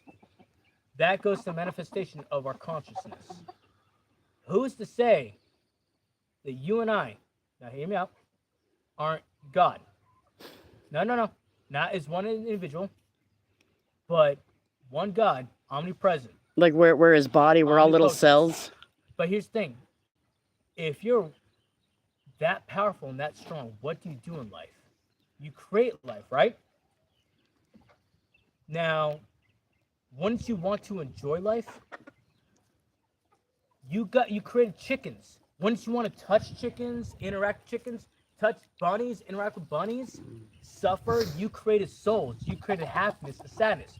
When did you want to experience that? Humans are the only animals. I know there's apes and chimpanzees, but humans are the only ones with intelligence and DNA that doesn't match anything on this earth. All animals can be connected in some way or another, but apparently humans are the only ones that don't. Who's to say that God didn't break them down into billions of people, right? Whether you're white, black, Chinese, yellow, purple, pink, green, I don't care. Who's to say you didn't want to break yourself down to the point to where you're not omnipotent to be able to enjoy the life you created? If that's not the case, That's kind of a neat idea. if that's not the case, if you can't enjoy your own creation, you destroy your creation. And that's when people, and that's what I want to go back to. Remember I told you about people praying about sickness? When people say, like placebo effect, a doctor hands you a pill. This is going to get rid of a cough. You take the pill, apparently it's sugar water, but in your mind, it's medicine. But it works. Same thing as a pain pill, a narcotic. You get some pain pill, they have the same effects, same tendencies. It's because our mind is on a whole different level. What we perceive. Well, that's like I've seen people that are hypnotized and they like put your hand out. And the dude, you see him pick up an ice cube with tweezers. Mhm. He goes, I'm picking up this hot coal from this burn barrel right here. And everybody can see his ice cube. And he's like, I'm going to drop the hot coal on your hand. Are you ready? And he drops it and the hand freaks out and drops and lets go because it burns. And the hand flips over and there's a blister, a physical blister, like you got burned. Is that what you're saying? Like you manifest your own stuff? It's not that you manifest your own stuff. It goes to, like I said, no one has the answers. And everything's all speculation. But why is it sacrilegious to talk about this of the what ifs? And I think what if we're all like the part of the divine being? Jesus is not a mere mortal. Jesus is the source of light, the root of all flower and beauty. In one form, he disappears. In another form, he arises. Agreed. Now here's the question too. In the Bible, if you go back and talk about Jesus, why does it disappear for like 20 or 30 years? What the fuck is he doing for those 20, 30 years? I'm just saying, you got an adolescent man. He's going to want to try breeding with someone. And I guarantee you, he goes, because no one ever knows them true selves or the true past or what they want. And people say, oh, it's at the age of 21, 20. Lily, No one knows themselves and their own emotions until they're around 40 years old. Everything else is just research at that point. you know, It's- honestly, I kind of agree with that because it's not till actually for me, it was about 44, 43. And I started going, man, some of the things I did, some of the XYZs, it's uncanny. But like I said, religious is a very hot topic. And see, it's a I'm rough just topic. now becoming more of a Christian. I'm reading my Bible. I'm watching my daily podcast. Seeds Monday through Friday. I watch them an hour in the morning. But I'm reading my Bible more. And for me, I have I'm Gen X, so you know, we grew up way too early and went through hell. I've been through so much shit that it's comforting to think that there's a I don't know, like a light at the end of the tunnel, a point to all of this. I know right now my happiness and Ryan's happiness and the family happiness. In my house, it goes God, husband, family right now. But it gives me comfort to know that I might go to heaven and like see people, or at least, you know what, my heaven could be full of dogs and chickens, and I would be happy because I would never have to muck anything out. Well, it goes on to the topic. What is heaven? Do you think it's just blue skies, fluffy clouds, and dead relatives? I hope they have a I don't know. I figured it's, I don't know. I at first when I was little, I thought it was like big cloud houses everywhere. And then when I got a little bit teenagerish, I thought it was like just this perfect white, serene everything, white water, white land, white sky, like nothing was differentiated. Now I think it's everyone, I kind of went with more supernatural. Everyone creates their own heaven. I'm pretty sure we went off our previous topic and lost track. Yeah. But let me ask you a question. Let's just entertain this idea. All right? Like I said, I'm agnostic. I don't believe in one religion. And I'm a Christian. That's fine. Heaven and hell. Okay. You do good, you go to heaven. You do bad, you go to hell. Can you remember what you did 5 years ago? I don't remember what I did yesterday or this morning. If you go to hell, you're supposed to get punished on the things you have done, If you Or haven't truly forgive them. repent or forgiven or asked for forgiveness. and it's supposed to be for all eternity. Hypothetically, all eternity, right? Did your brother study Hindu scriptures like whatever Bhagavad Gita and I'm gonna let you read this.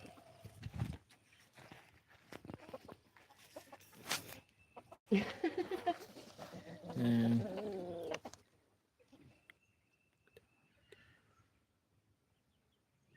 I have not studied that. I have tried picking up books, and I tried going out of my way to understand other religions. Because one thing that's that wrong with me, religion is forced upon you to a certain extent. And hear me out. When you're born in the United States, let's just say in Mississippi, it's heavy in the Christian lifestyle. You got actually go down the roads and it says Jesus is the Lord over, the fucking city. And you see all signs. And let's just say you're born in Iran. You think they're going to be Christian? I think that I've not read about it in Hindu. And I tried going out of my way to read other religions. Reason why is because I was born in the United States. I was grown up, Protestant, Christian, Catholic. I went to all those churches. I was handed a book, read this verse. And I was told to be taught, that is your way. This is the way. But the thing is metacognition. You got to be able to take yourself out of that spot and go against the wave, ask questions. Why? Why does this happen? Why does this happen? Why does that happen? And then once you do that, it allows you to open your mind. Well, if that's says about the Bible, what about Hindu? What about Buddhism? Why can't you read that? Is it because no one's sticking a book in your face and saying, read it?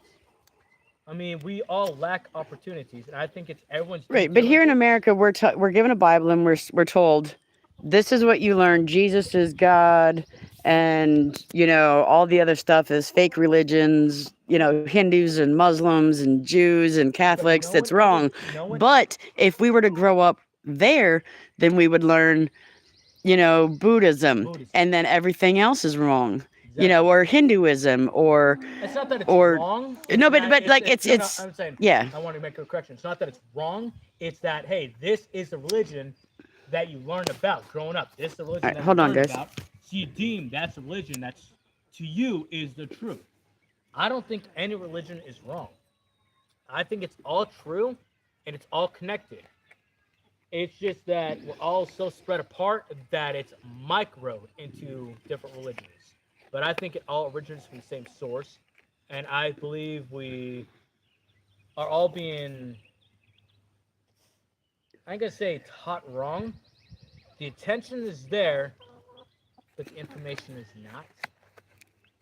When you go to church and you got a pastor sit up there and saying what he thinks about the Bible and he starts telling it his way, that's fine and dandy.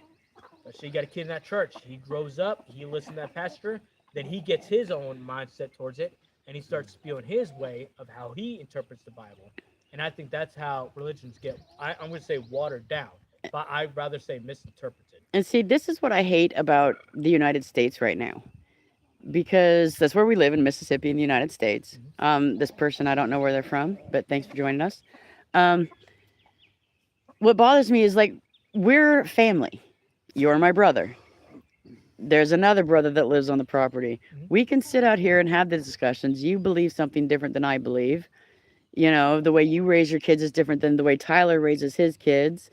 Like I have dogs, like everything's different, but we can sit and be peaceful and coexist.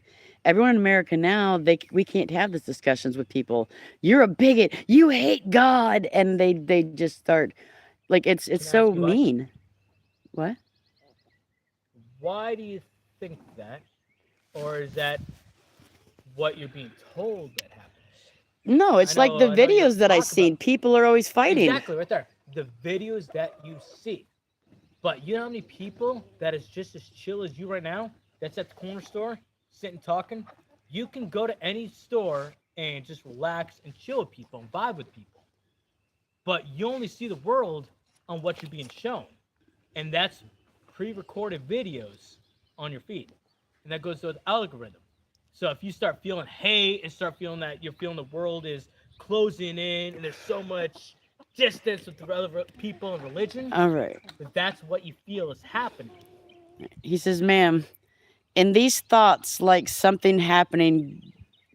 All right. I'm just not able to read today. How dare you? I'm sorry. All right, let's see. Let's see. Like something.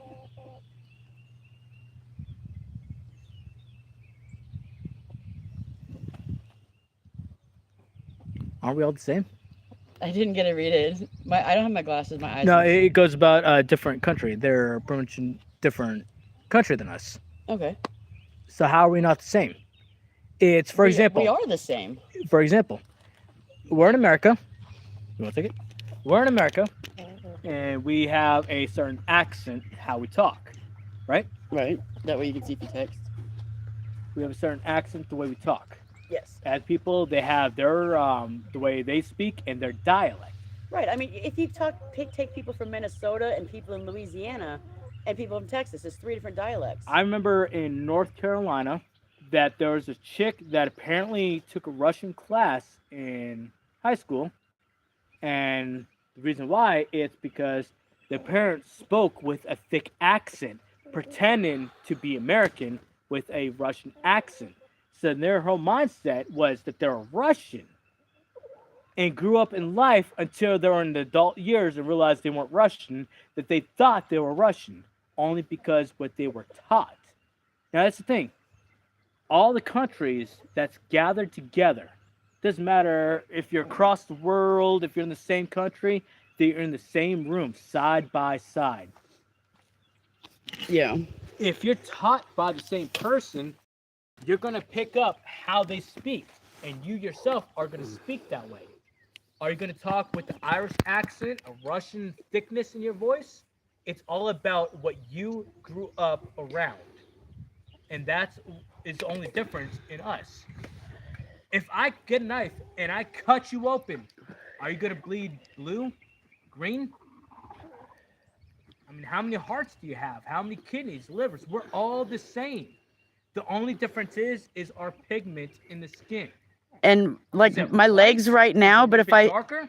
live down here, but it's been winter. My legs in August are gonna look completely different than right now. It's just pigment. It's everyone. It's the same.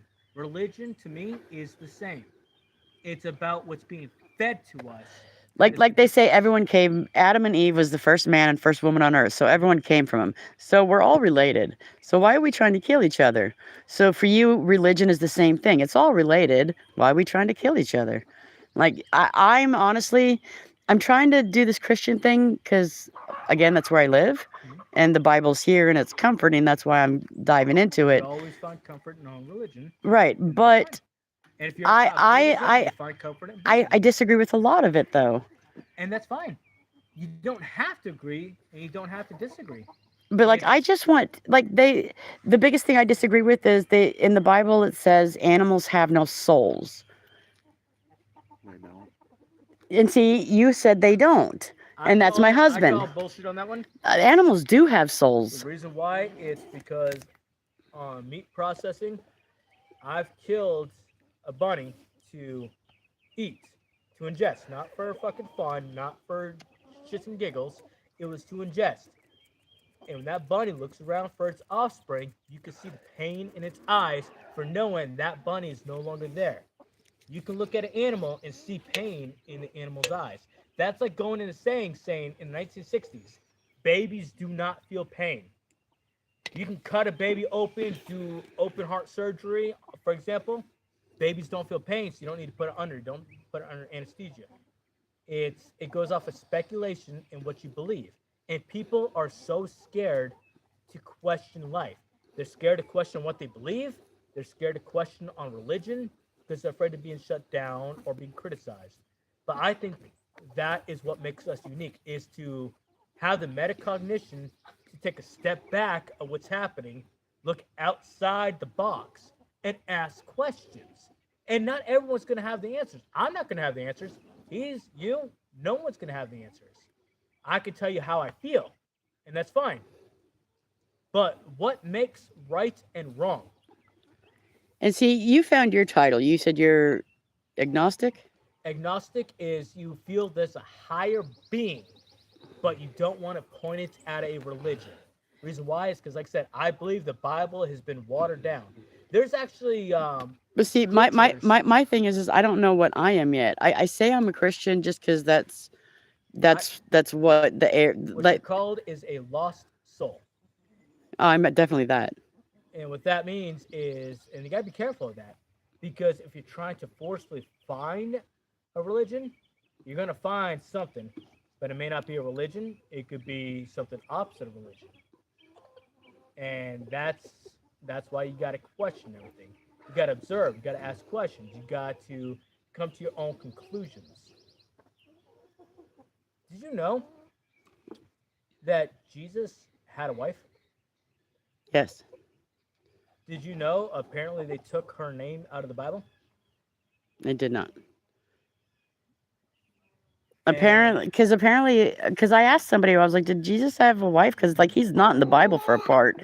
He leaves for a while and then he makes an appearance again. And most people are like, no, we just focus on what it says. You know, they try to skirt around it. But I had one dude, he was like, I asked the same questions. Found out, yes, Jesus had a wife, Jesus had children, and blah, blah, blah. Cool. But like, And I'm not going to dive into why it was removed because I've asked some questions into my own research. And that's on you if you want to do your own research. I'm not going to sit here and force it upon you. But the reason why it was removed is because people started asking questions. It didn't fit the modern narrative. For example, I mean, if they have something going on right now and it says, hey, this is going against the Bible, you can't do that or you're going to hell. They're going to weaponize religion against you to force you to comply. They've left, like I said, there's 66 books regarding the era of Jesus. I don't And have they 66 nitpicked. books in the Bible. There's not 66 books in the Bible, is there? Yep. And there's, I think, 7 Dead Sea Scrolls. And there's the most famous one is the Book of Enoch. And that one mentions the Nephilim, mentions dragons. See, I keep hearing about the Book of Enoch, and I'm so stupid. I'm still trying to learn. Talk bad about yourself. Okay, I'm so uneducated about this current topic, currently, that I was looking through the Bible and I can't find a chapter called Enoch. It's the book itself. So there's not one Bible that references everything. Because you got to think, the Bible, it was fucking that big. And then over time, it gets reduced down into shorter distances to nothing. There's a lot of stuff that's purpose. You know, actually, the most modern one, actually can cross my feed. It says in Matthew, I think paragraph 12, verse 22, modern books took that one out. And it's only like 1 or 2 verses. And Oh, I do. I made a video about that because there's a chapter a verse missing. It goes from like 21 to like 23. And with that one, it's apparently on the Bible, it says. But the other Bible I have, the King James Version, it's in there. So I was about to say, it's King James Version, and any book beyond 50 years currently have it. But the NIV that I have, it's not in there. I actually went to school because they actually have books that they gave to the seminarians, and it doesn't have it in there. And I asked about it, and they didn't realize too, and they flipped it open with them. Apparently, there's a couple of verses that are missing. And what they did was actually scan all the pages and compared it, and there's actually several chapters. But the one that I'm talking about, it's to cure sickness. And what was it? It was sickness and diseases. And it was through fasting and prayer. The reason why prayer is because, like I say, it goes back to your consciousness. And I know someone asked a question a long time ago about religion and gods, or I probably said it. Aren't we all part divine beings? The reason why I said that is because you, on your mind, if you believe something, you take a placebo pill, you're going to think it's narcotics, you're going to think it's pain pills, sleep medicine, when it's sugar water. If you say it in your mind enough times, you can manifest it into reality. Now, here's the thing. No one holds the same thought for more than 12 seconds. It always adjusts a little. No one ever holds the same consecutive thought for 12 seconds unless they're pissed off. And the only reason why is when they're pissed off, they're angry. And they get more angry and they manifest the anger into feelings. And that's the only time people hold on to the same thought. When you're happy, smiling, you don't think about the same thought for 12 seconds. But when someone cuts you off and you're raging, you constantly focus on it. Mm-hmm. Okay. But think about that. No one ever holds on to the same thought in a positive manner for over 12 seconds. You know, every time I say that around you, and you know, I've lived on this property for what, a year and a half? Uh-huh. And you always say that I say something and I'm like, sorry, I'm stupid today, or sorry, I'm retarded. And you're like, don't say anything bad about yourself. The reason why is because words have power. They actually did a study. I ain't going to say the name, year, whatever. They have 2 plants in separate rooms. Same exact plant, same from species, growing at the same time. One plant, they said something good about it. You're very beautiful. You're growing really good. You're doing a good job. Like positive stuff. They go to the other plant. You're stupid. You're growing slow. They said hate. They actually compared the 2. Same water, same light, nothing different. The one with hate died instantly. The one with good stuff flourished in abundance. Because words have power. Your words have power. Frequencies, vibrations. Remember I said everything's controlled by vibrations? When you say it with goodwill, you look beautiful. When you say it in a good manner, when you say it in a good positive note, that's the vibrations leaving your vocal cords. Talking is wind passing through literally strands in your throat, which is vocal cords, vibrating. When you say it with good intentions, you manifest that into reality. Ryan, you're looking a little bit fat, buddy. You're going to fucking hyper-focus on that negative thought. You know what I'm saying? Yeah. It's words have power. It's not just being mean, not just being nice. It's about manifestation. And we all have that. And especially when you start telling yourself, you're stupid. That is you yourself. Well, this is how my brain works. I've been on this property for a year and a half. And the last month or so, I've noticed myself going, man, I'm so stupid. I forgot. You know what? You're not stupid. Trent says don't insult yourself. I'm not stupid. I just didn't know right now. And I've been catching myself and like stopping myself from saying negative things about myself. And I don't know, I feel And I'm happy for that you actually do that. And you can't blame yourself, and you can't talk bad about yourself for not knowing the future, especially the outcome. You want to go get a scratch off ticket and think you want to spend $20? Well, if you win, congratulations. If you lose, like, man, I'm so stupid. I shouldn't have spent the money. Well, would you be saying that if you won $2,000? You ain't gonna call yourself stupid. But thing is, it's about how you feel. Words are vibration. Vibration controls the world. Literally, vibrations control the world. It goes back to the topic. 500-pound boulder on the table. Find the frequency. You can push it with a finger. positivity is negativity. Negativity is positivity. Same. Fear is confidence. Confidence is fear. Everything is equal. Life is same as death. Happy is same as sad. There's the only difference is the circumstance that you put in. And you are correct. It's happiness is the same thing as sadness. Fear is the same as bravery. Think if you actually when you start I say think about when I'm fucking saying the words, but if you dive down the meaning behind the words, it's everything is to the same coin. Life is death. When you grow up and you're a kid, you got the whole world. And that's why when you put a toddler with your grandparent or someone that's elderly in age, they fucking connect. Two peas in the same pod. Even though one's up there in age, they're going to fucking go with that kid and they're going to laugh and play with that kid. We should be real, neither positive nor negative. I think that was a statement.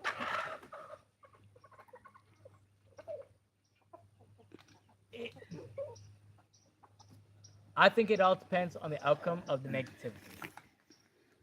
Now, negative feelings is crucial to Earth, to us. Because that's what separates, feelings is what separates us from animals. When you can sit there and identify happiness, sadness, when you realize you fucked up. Oh man, I had a couple of beers and I fucking drove and got a DWI. Or you fucking went around and you hurt someone, you stabbed someone. Like, you have fucking feelings, right? And I know, broad spectrum, going fucking wild everywhere, right? But here's the thing. Do you want to know what separates us from that moment right there? What separates us from an animal? It's because we are able to reflect on our actions. We reflect on our actions of maybe I overstepped my boundaries. Maybe I was wrong by tormenting or inducing pain.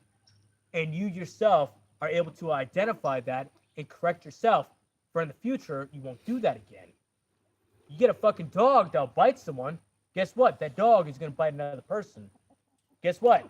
That dog's going to bite another person. The dog ain't going to reflect. I'm like, man, I caused that guy pain. Maybe I shouldn't do that. But we can identify the situations we were in or be put in into a better ourselves or as a whole community. And that's what separates us from the animals, is our feelings. So I don't know what we were talking about just a second ago because we migrate slowly. Positive words and stuff. Okay, kind of personal. So the more I am a brat, the quote unquote brat to Ryan and frustrate and torment him, the more aggressive he is when we're intimate. And so I've learned that being aggressive and being a brat, that negative feedback gives me positive results. Well, if you think about it, if Ryan straight up co-cocks the shit out of you across the jaw, I mean, he's probably going to get locked up and go to jail. He's going to reflect really highly on that. But if he can be put in a situation to where he can physically let out his rage, he's going to do so in that manner. But the fact that if you go out of your way to purposely make him feel that way, so you get benefits out of it, that's on you. All right. So he said, or Amit said, Jesus' Sermon of the Mount, whole essence is, and I'm pausing where there's periods, when truth arrives, compromise end. Can you read that again? What's up, pause? Just read it. Jesus' Sermon of the Mount. Whole essence is when truth arrives, comma, positive end. End is END, not and. I just wanted for my pronunciations, since I may have said it wrong. It gave me feelings for some reason. It gave you feelings for some reason. Do you want to read it? Like just like hearing it just fucking made me feel a certain way.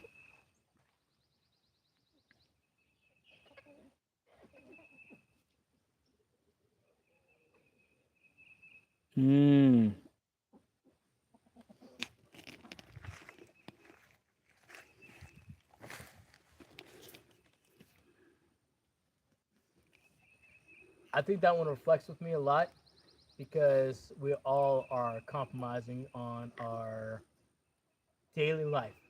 Reason why? Because in the Bible, you don't drink alcohol. It says alcohol is only for those who are on death's door.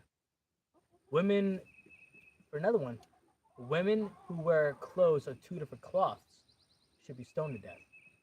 But we choose to let that slide. A person speaking 2 different languages is to be sold into slavery, but we encourage people who actually speak multiple languages. And the thing is, we're always compromising. We pick and choose on the current era. The reason why I say that is because with the era, we have technology.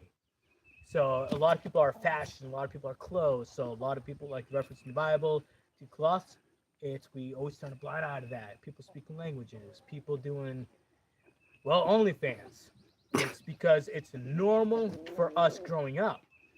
Especially you got kids in school, becoming adults, they think it's the normal. And I agree with that. We are compromising. But eventually, I think the same thing is we're being told with the Bible and church to this very day. Eventually, when you stand in front of the Maker, no truths can be hidden. Nothing can be denied. Nothing can be persuaded. I felt it was right in that moment, so it should be right. You know, that's like when people say, when Jesus plays this part of your life up on the screen, what are you going to say? Honestly, I'm going to be like, okay, well, right now I realize I shouldn't have done X, Y, Z. But at that time, what was I thinking? This is going to be fun. So what happened? Some people think that Jesus. We did not want to be on religion today, for the record. I know, but we're on the topic of it. So when God did his creations, remember I told you before where hypothetically, let's just say we're all part of the divine beings, spread apart into billions of beings. Yeah, to be able picture to enjoy life. Picture we're all a cell on God's body. Let's just say God created the life, God created the world, God created animals, good, bad, evil, all this stuff, right? Okay. Yeah, but he said it with words, and words are powerful. Correct. Words are powerful. But here's the thing: is when you create something, you don't understand why that happens. Sometimes a lot of people say that Jesus was here as a representation of God. Reason why is because he wanted to understand why people feel the need, the desire for stealing, for lust, for anger, for happiness. And they say when you die, Jesus is there, and when he asks you questions, Jesus is supposed to be there and say, hey, I agree, because I felt the same in this situation. And they say Jesus is supposed to be a representation of your feelings as well. I'm not saying him as a whole, but I'm saying that's the whole purpose of God sitting down. Not only that is also, he died for everyone's sins. But I'm saying that it's to understand his own creations of why people do it. All right. Next question, ma'am. What is love? And the reason I started laughing is because probably exactly what's going through your mind right now. What is love? Baby, don't hurt me. Don't hurt me no more. Sorry. No. I was there with you. So what is love? I'm sorry that went through my head, but it's a legitimate question. I go with music. Sorry. Well, something to ask you a question. I'm trying to remember my answers. What is love? To me, love is when he's gone for work, I cannot stop thinking positive and warm and safe thoughts about him and how I love him and how my life is God, husband, family, and I would do anything for this man. And I will cook for him. I'm going to make sure that bread's ready when he's home. The food is just getting out of the oven. That's love, the devotion, the want to help. And then as soon as he gets home and starts talking, I'm like, will you shut the fuck up and go back to work? You were pissing me off. Will you just go away? Love, it to me is the patience to, if he's got the will to put up with me, then I've got the patience to put up with him. I don't know. To me, that's love. Like that unconditional, I would take a bullet for this man, but I would also shoot someone. I will go to court and lie. Like there are boundaries to our love. Like if, infidelity, like we'd have to like, but I don't know. But the love I have for my dogs is different. I love them with everything in my soul. Like he can do no wrong. They piss me off, but I don't know, like they need me to protect him.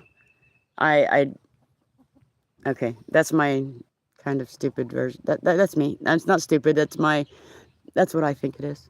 Good. All right, so for you, what is love? Love in itself or love towards someone? That's a Ooh. question I'm asking back. All right, Love in Amit, we have a itself or love question back towards? for you. Love for yourself? No. Love towards something or just love the feeling in itself? Okay. Like I love today. The feeling itself is love. Okay. Describe the feeling, for example, sadness. The feeling sadness. You understand what sadness is. It makes you sad, cry, boo. But the feeling of love or the love and affection you feel towards something. That's two different things. We got another viewer. Hello, Michelle, watching from Rocky Point, North Carolina. We lived in Jacksonville for a while, so we've been up there. We're in Mississippi. So Amit, he has a question for you. You want love for something or just I'm love asking the a question. feeling? He's asking what is love, or she or he. You get me? The question you're asking, are you wanting to know what I feel what love is, or the feeling of what love provides? Because there's two different things.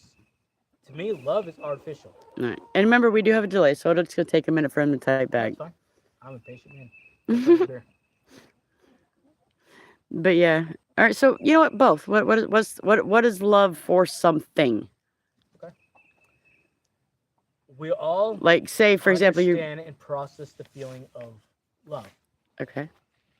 but we're also in a situation and environment to where we're conditioned to feel loved.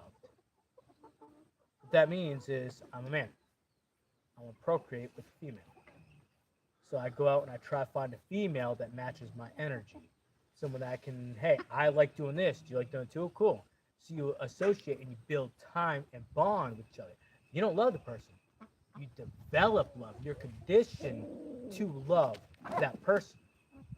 You find someone that matches your freak. Someone that actually either you want to walk on the beach, they like to walk on the beach too. You like to walk the woods, they like to walk the woods too. Each you find someone that likes to do something that you do, but the opposite counterparts of yourself. And we all have an eternal desire to procreate, to bring offspring. That's in our DNA, to procreate an offspring, to have kids.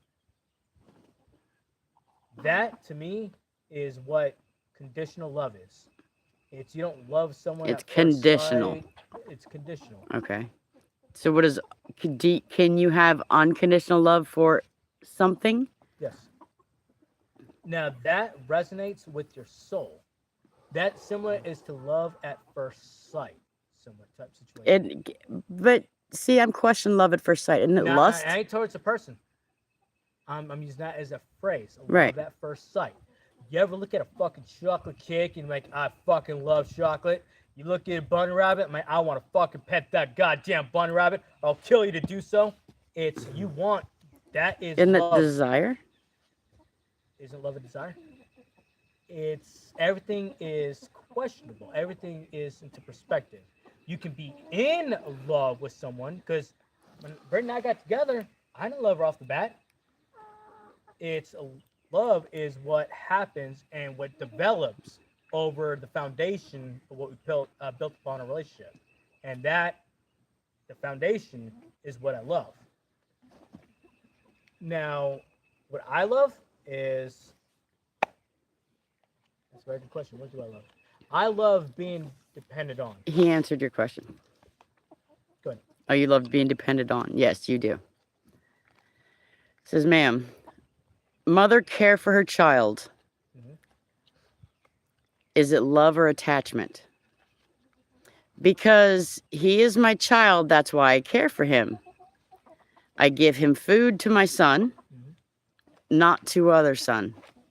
Because love has no boundaries. Love has boundaries.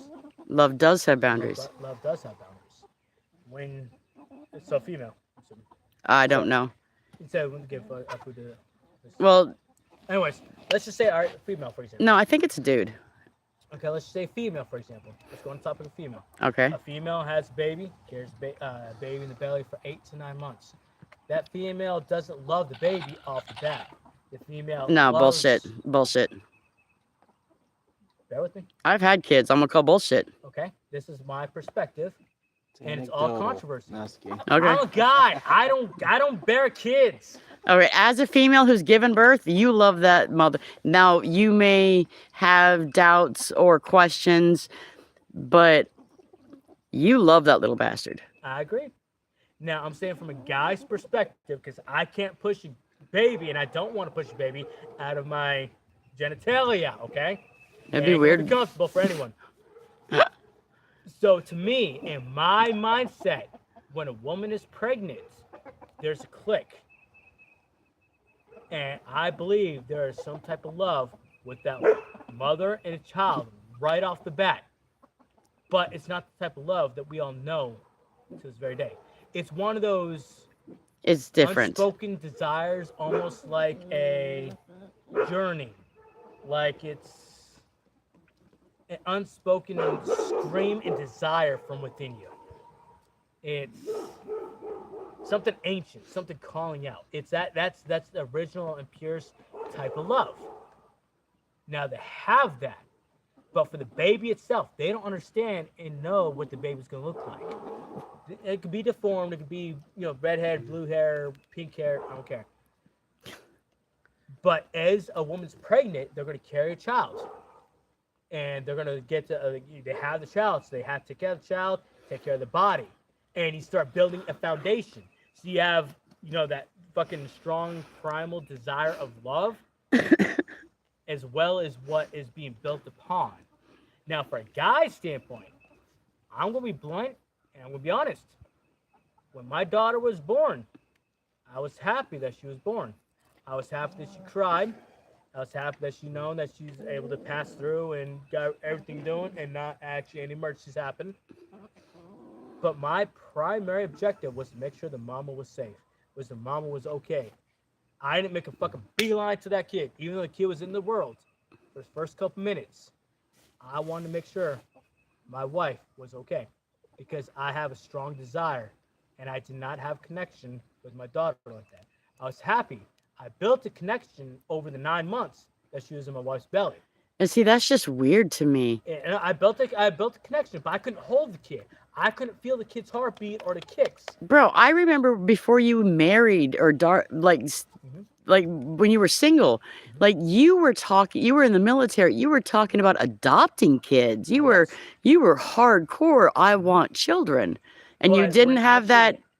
For both of my kids, I didn't have that primal, ancient, sacred urge of the kid, the bonding. It didn't happen for me until after a couple months. It was my duty and obligation to take care of this little thing. It was part of my DNA. And my DNA was in this kid. I was looking at my kid. I was holding my kid, rocking it, feeding it. But I had some type of connection, but it wasn't the type of connection a mama had to the kid as I had to the kid. So I was sitting there feeding the kid, and I felt like, it's my kid. It's my kid. I realized it's my kid. But I don't have that strong desire. It wasn't until after 7 or 8 months, that's when my foundation that I was able to spend with her and build it upon, it says, hey, All right. So I know This you is our didn't like our you love. didn't This is have my you didn't develop love. that kind of love. But let's just say Emily is just born. All right, and you're going through what you went through right then. Uh-huh. So say XY stranger, X and Y broke into your house. Like, I this mean, is a you situation, defend it, kidnapper, like- murder, killed. like Well, it's that's everyone's baseline thing is protecting yours. okay. So scenario, just out of curiosity.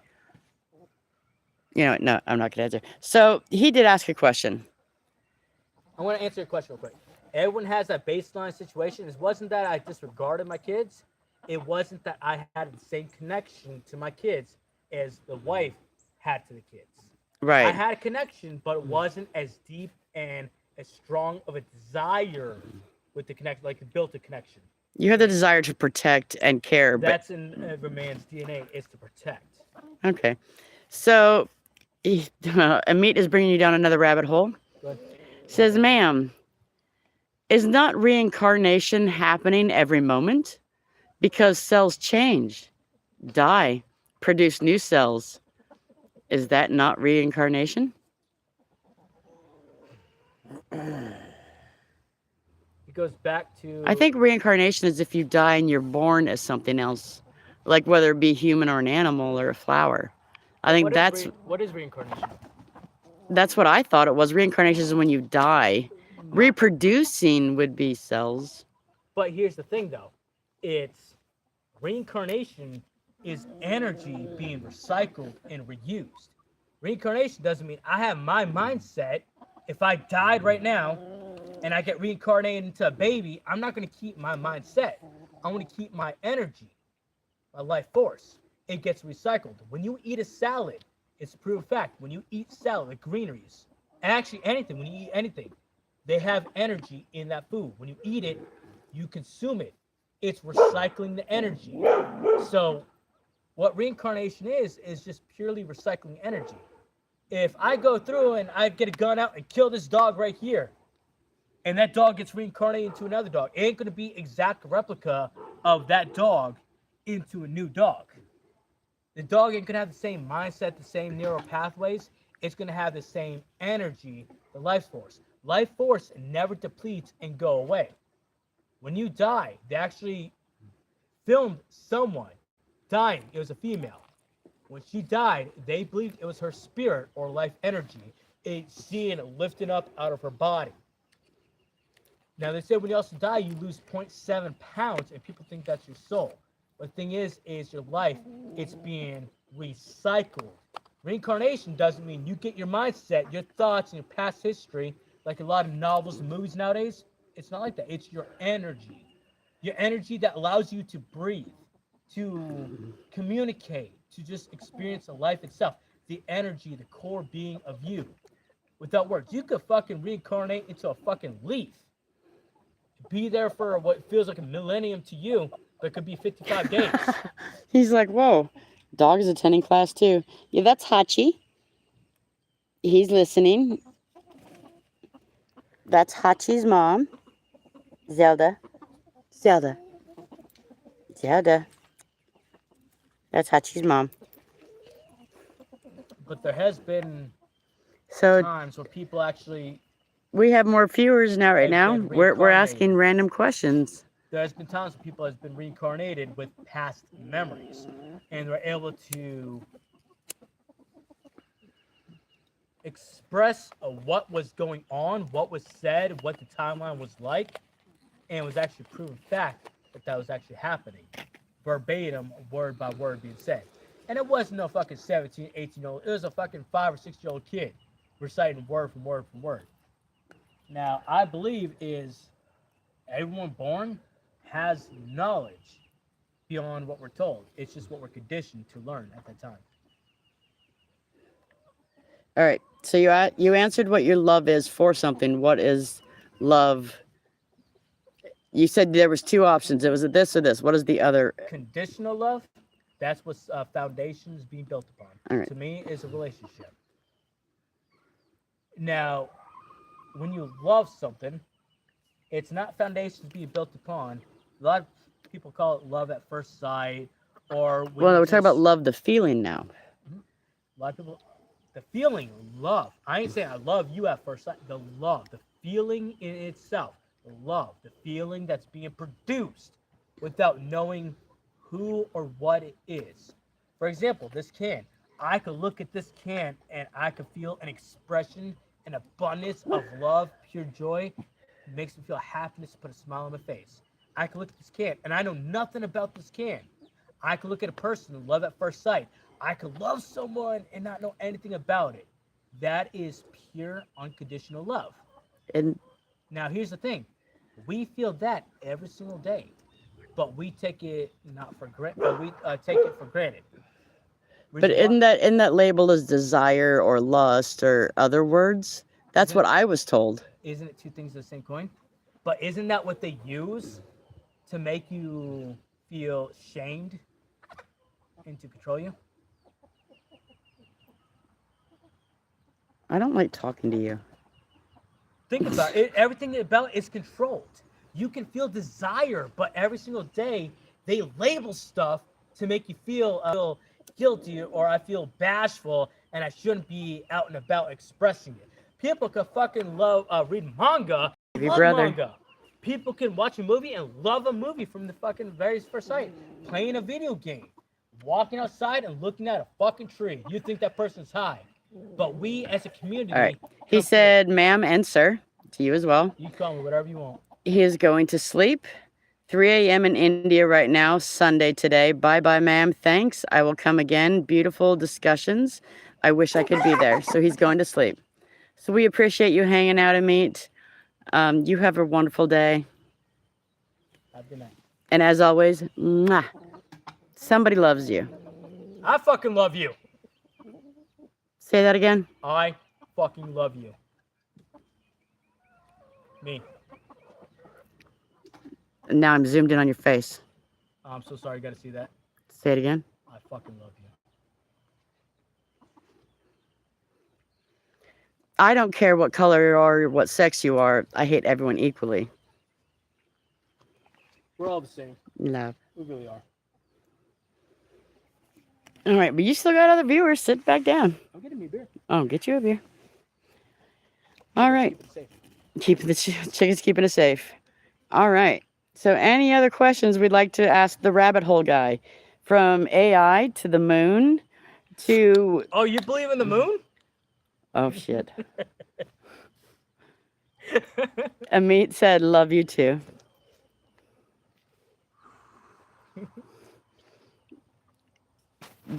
Do we want to go moon? What did... Pick a conspiracy theory topic. Let's talk about the moon. Let's keep talking about the How moon. about JFK?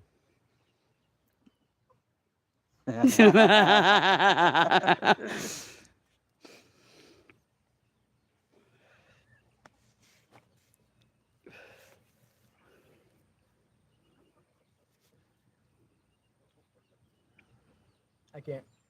What about the moon? I can talk about the moon. All right. Only reason why is because when I go to my rabbit hole, it tires into certain ethnicities, and if you say it, I know, for example, All right, so Kanye West. what did mentions the a what certain did hey, look at the ethnicity and chickens. gets- Look at chickens. Oh my god, chickens. Hi David. Hi, my brother's bringing us down rabbit holes. So pick a conspiracy theory topic. First one to mention one, we'll talk about it. Watergate. No, any conspiracy theory topic. From the You wanna know moon the to difference between a gravity conspiracy to theory? aliens to love. You want to know the difference between conspiracy theory and realism? 6 months. Wait, the what? You want to know the difference between conspiracies and like life, like realism? 6 months to get debunked.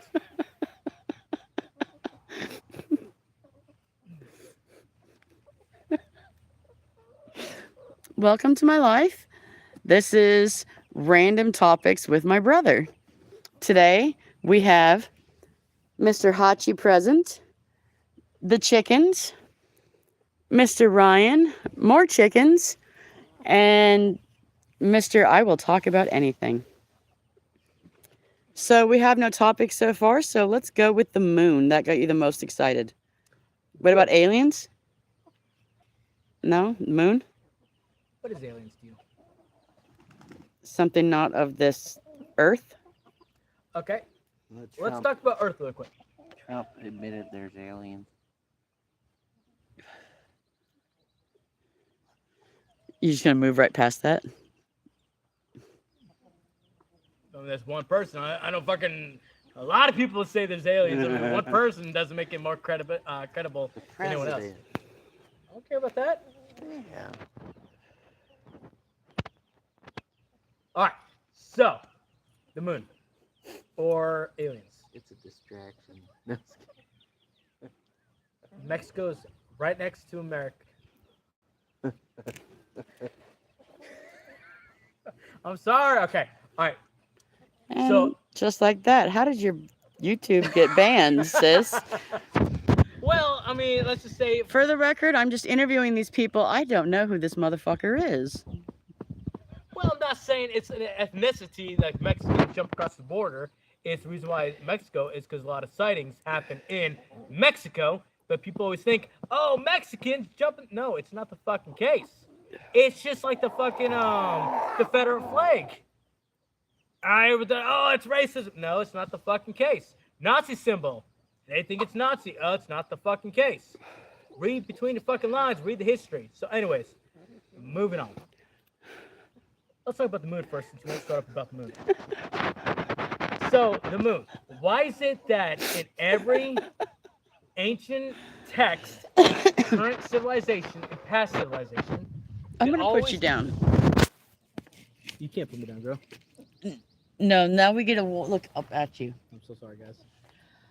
Why is it that every past civilization has a firmament picture above the earth? People look at the sky and they'll see some type of design, like the moon being in a certain area, and you see different type of patterns in the sky, which depicts a bubble being across the country, right? Not just country, but the earth. And a lot of people say, oh, it's a flat earth theory, flat earth theory. No, every religion depicts a firmament on the earth. And then they say the flooding happened, that's the firmament getting ripped open, which that can go down another rabbit hole if you want, which involves Nephilims and trees being mountains.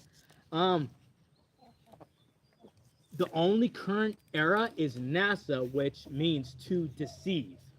Any video you see of NASA, you see green screen, you also see wires, you also see fucking bubbles being in there. So no true thing of NASA has been released, apparently.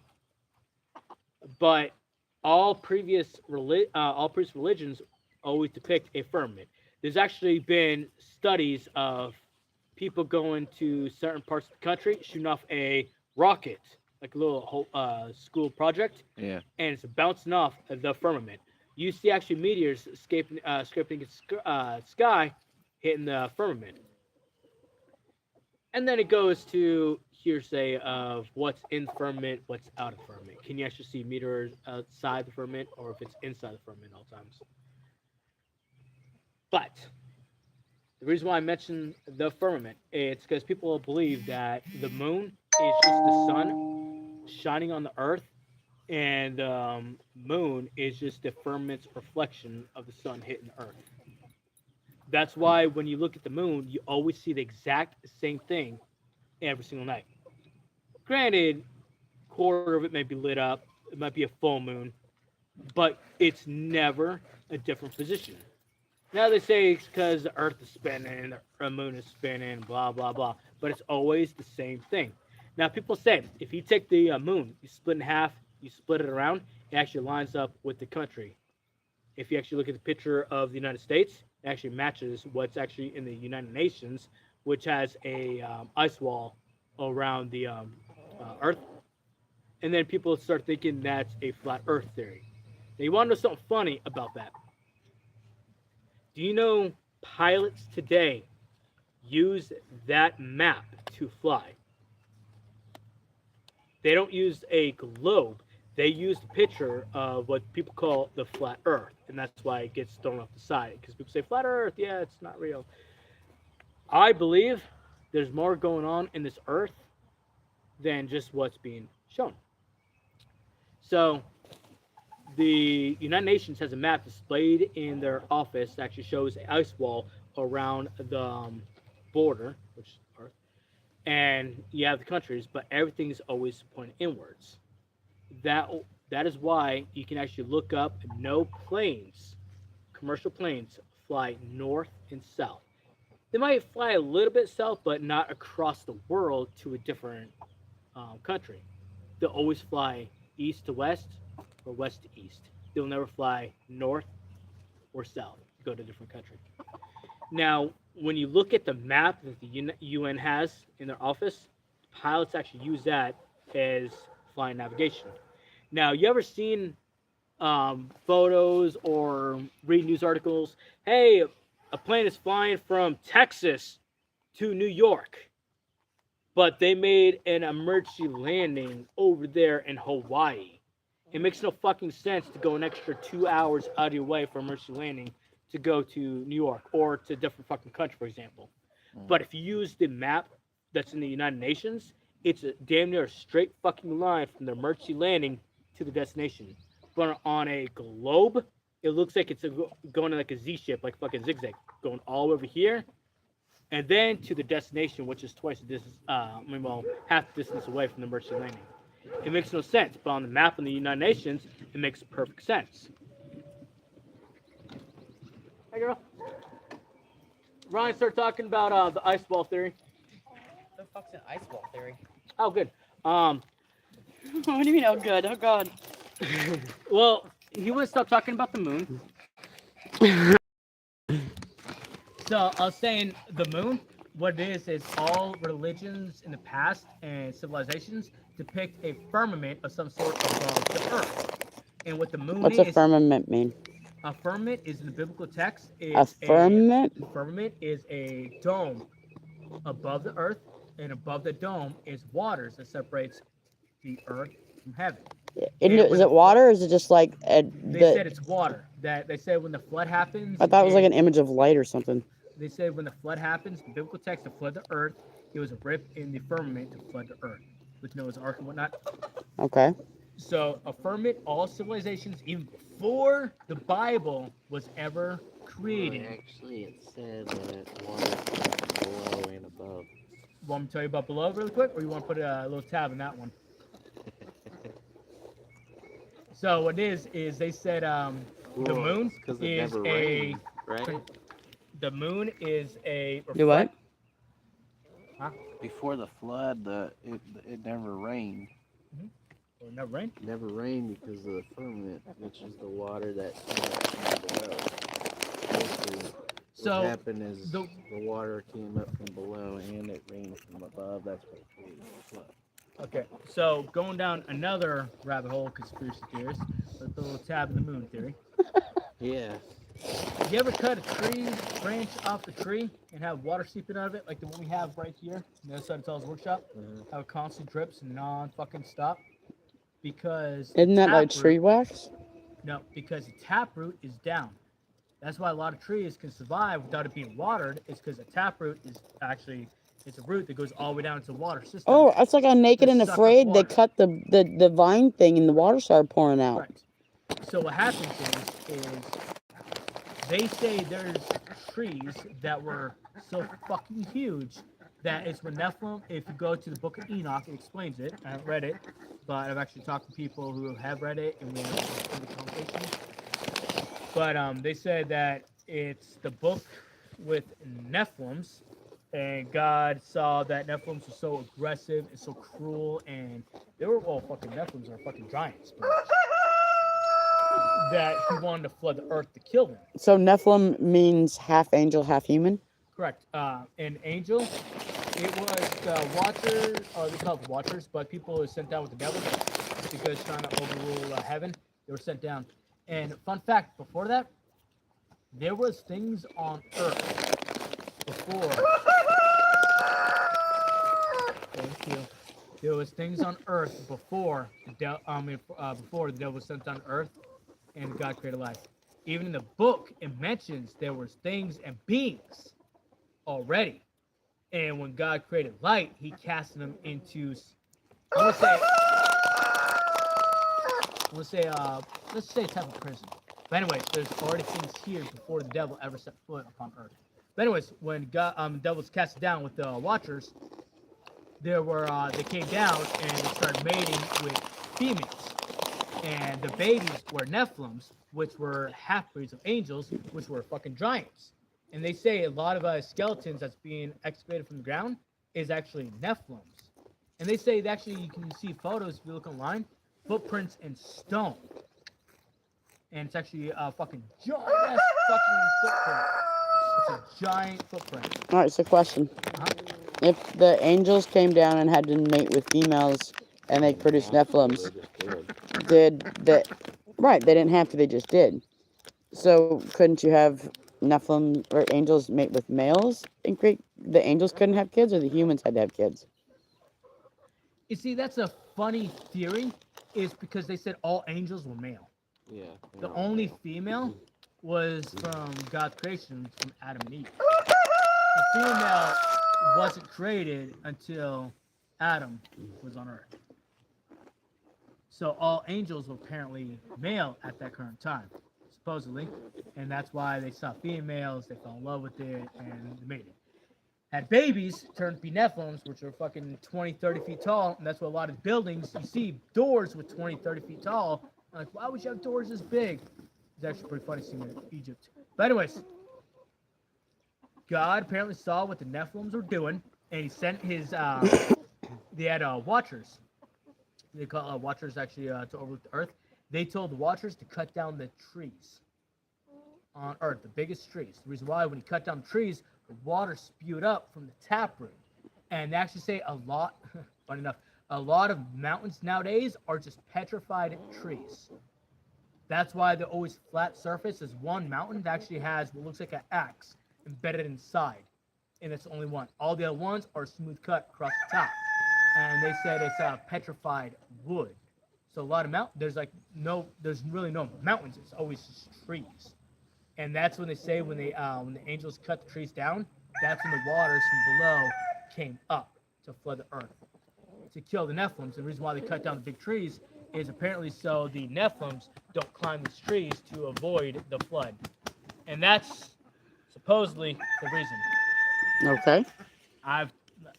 These are the people I talked to with the monks who devoted their life to the religion. And that's what they have told me. Was that your pin, or are you going to take your pin out now? So that's flood. When they say the waters come from below as well as from above, above is the firmament, ripping the firmament. Now, what the firmament is, the moon, is the reflection of the sun on the earth. Is projection on the firmament, which is being shown. Thank you. Is being shown as the moon. So, go ahead and see the moon right there. It's because the sun right here is shining down on the earth, bouncing off, and you see the reflection on the firmament, and that's all that is. And they're saying that's why you never see a different side of the moon. And not only that, they said that goes back to the map. Very fucking annoying. All right. So that's why they go with the map on the United Nations. So when they look at the map of the world, they see a globe, right? But before that, in the history, in the books, on the fucking scrolls, parchment paper, across the board, it shows the Earth. All the fucking countries, when you look at the countries, it's sprawled out. There's an ice wall around the Earth, and it goes, oh, it's a flat Earth theory. Bear with me, it's not the flat Earth theory, okay? I still don't know what an ice wall is. Antarctica surrounds the whole, what we know as. All right, boom, get, fuck off. what we know as Earth.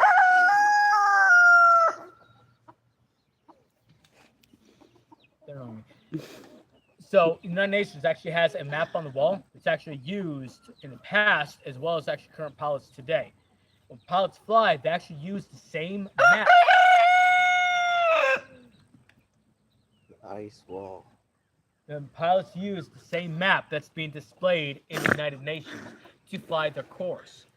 Now, you ever seen a fucking emergency landing? People going from the United States to, I don't fucking care, Hawaii. But they make it, I'm stoned. That's annoying. We can go somewhere We else. can go somewhere else. Let's go. The ice wall holds the White Walkers back. It does. Chickens, you have bested my brother. No, I'm trying to talk, and I'm pretty sure people want to hear that shit. Descendants of that one.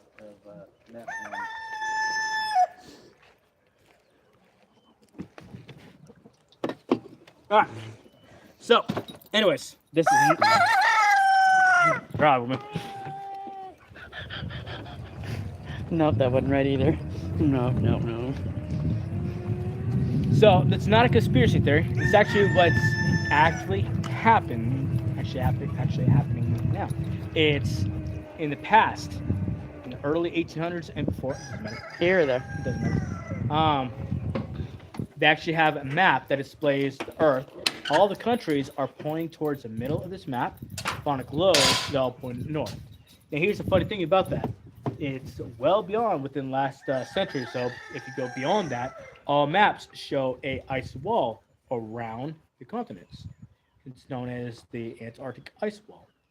Now, when actually pilots are flying, they actually use that exact same map to chart their course. They don't use a globe, they actually use the map that's in the United Nations Hall.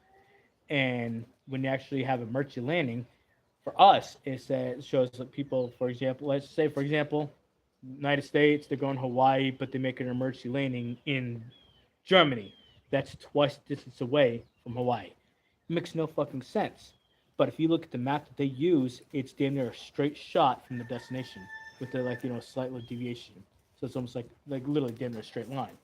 And that's the map that they use. So if you ever look at a map saying emergency landing, if you use the map that's in the United Nations, it's all a fucking damn near straight line with the emergency landing to the destination. It's really weird that no one ever calls it out. That doesn't sound right. It sounds made up. You can go onto UnitedNations.gov or .com, whatever it is. No, I get the No, map, but no. like the pilots going, from here to Hawaii and they have to land in Germany. That sounds. No, it's funny. If you actually look at it in comparison to the United Nations map versus the globe, they go twice the distance for the emergency landing as they do to the destination. It's not because the airport's held up. It's because, there's an issue wrong with the aircraft. They got to land. And if you look,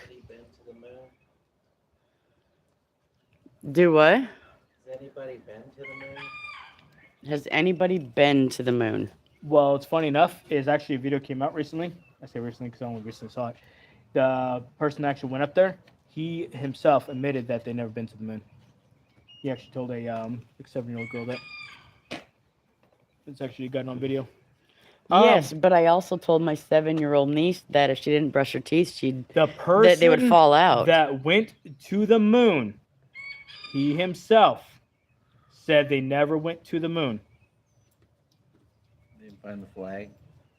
The person himself. Hey, He even said, who was the one recording their landing and all their activities? He himself has said it. Not me.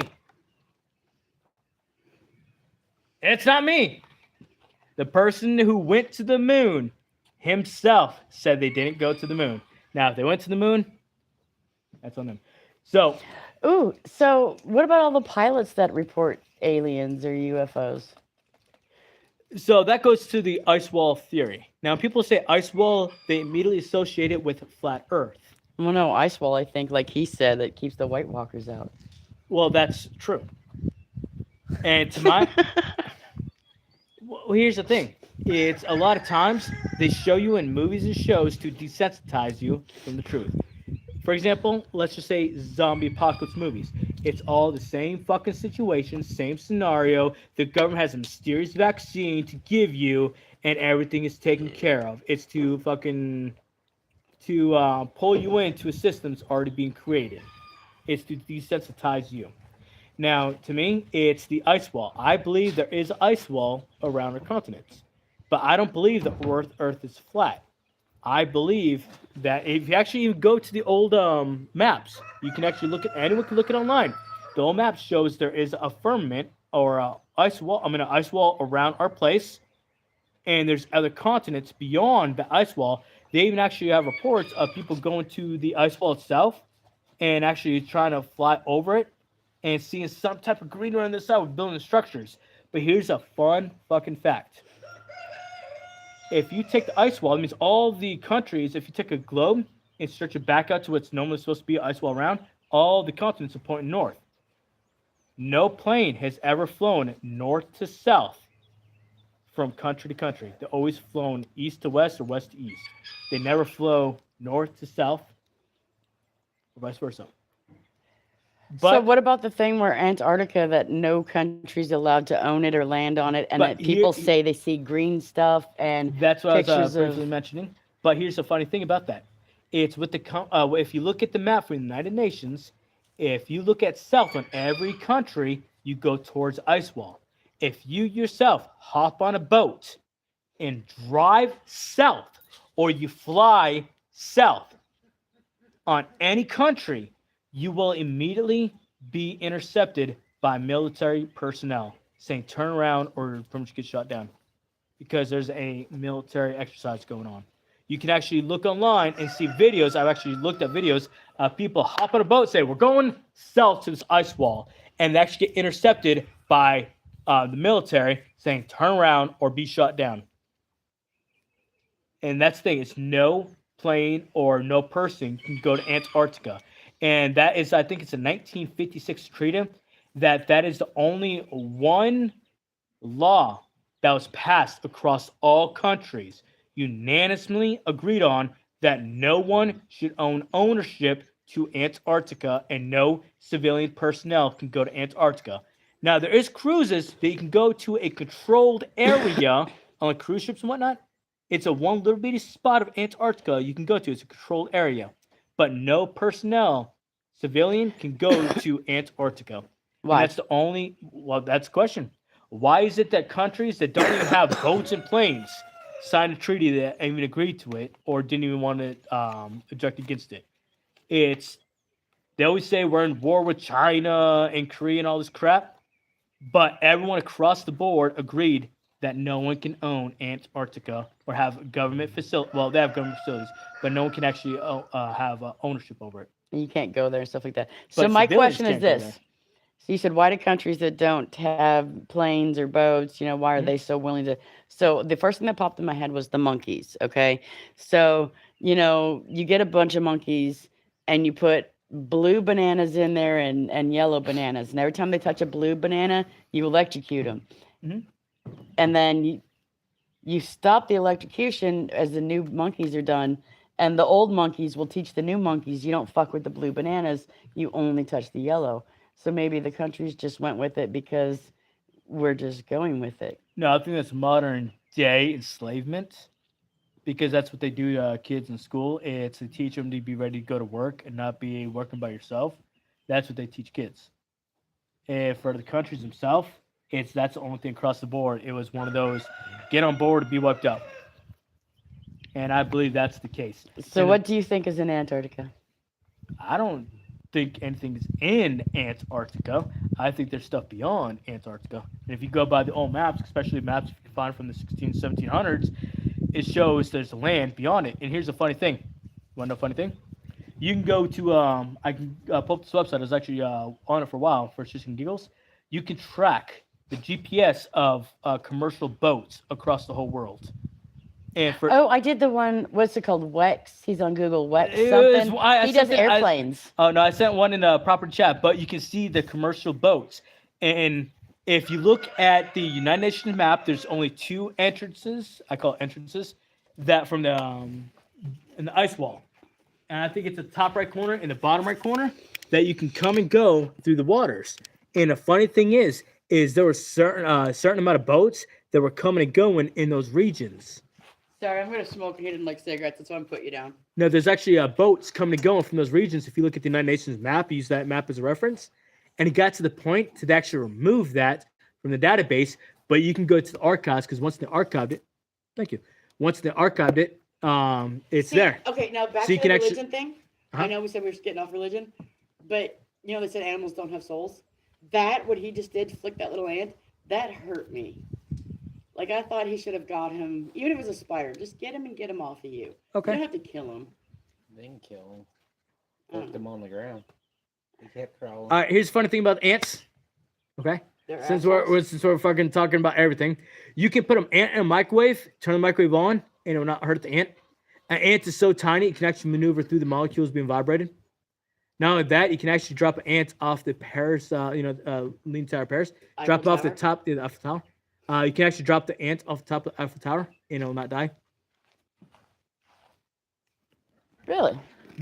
So the man fucking flicking an ant is not an issue. I thought. But anyways, go back. I had to my feelings. Topic. Go back to my topic.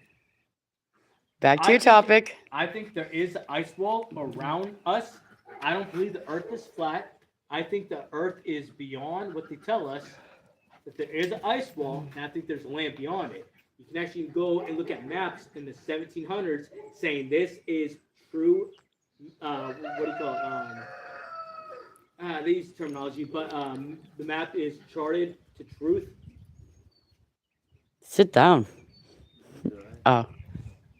Actually, anyways, they say this map is charted like with like truth or whatever to specs, but they actually have maps from the 1700s shows the ice wall and land beyond the ice wall. They actually have a journal from. So are we the White Walkers, or are we being protected from the White Walkers?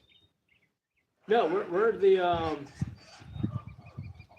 Yeah, that's a very good question. I go back and forth on one, but there's a one called Admiral Boyd. Boyd, I think his name is. He actually flew a helicopter, and he went, I think, to the North Pole, I think, and he actually, it goes to the Hollow Earth theory, that he was transported to another area that was intercepted by ships, and they actually knew who he was, and said, hey, man needs to get on page, or you're going to die soon. It was about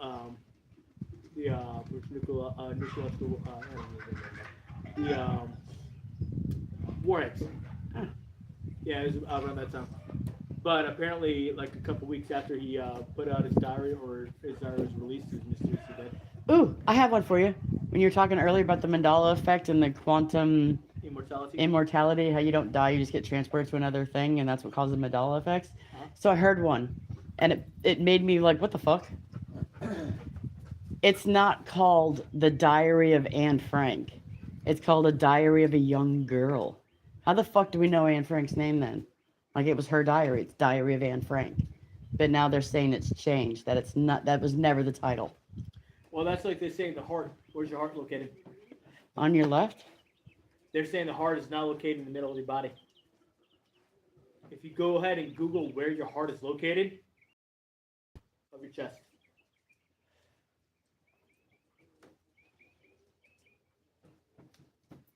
There's another They one. need to stop changing shit. There's another one. No. E.T. You wait until you find out about the spirit world. Isn't that what dreams are? Are dreams considered the spirit world? Or I think they're referring to untransported dead souls or something like. What if that's what we're in right now?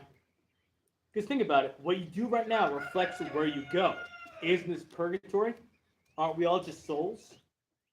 Because what you do today, what you do in your life, dictates what you do in the future. Let's just say, remember how we said I believe all religions are connected?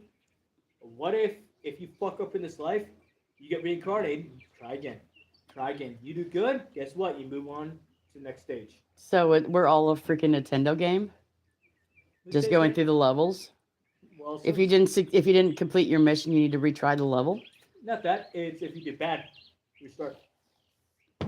So if I just randomly If I killed you right now, I'd have to start over again Well, think of this as purgatory. It's you're just in jail. until Like, you are until you we- get your are shit we not together. in purgatory? Because what are we in? Is this not purgatory? Because it's not Earth. It's not the Adam and Eve's garden. All right, it says that's why Jesus is the truth and the way of life. We only get one try. That's what Hyperfocus said. And Hyperfocus said, wait until you find out about the spirit world. Hmm. Hyperfocus said, wait until you find out about the spirit world. And then they said, that's why Jesus is truth. Amen. And the way of life. My brother doesn't necessarily believe, but I do. And then Hyper said, we only get one try.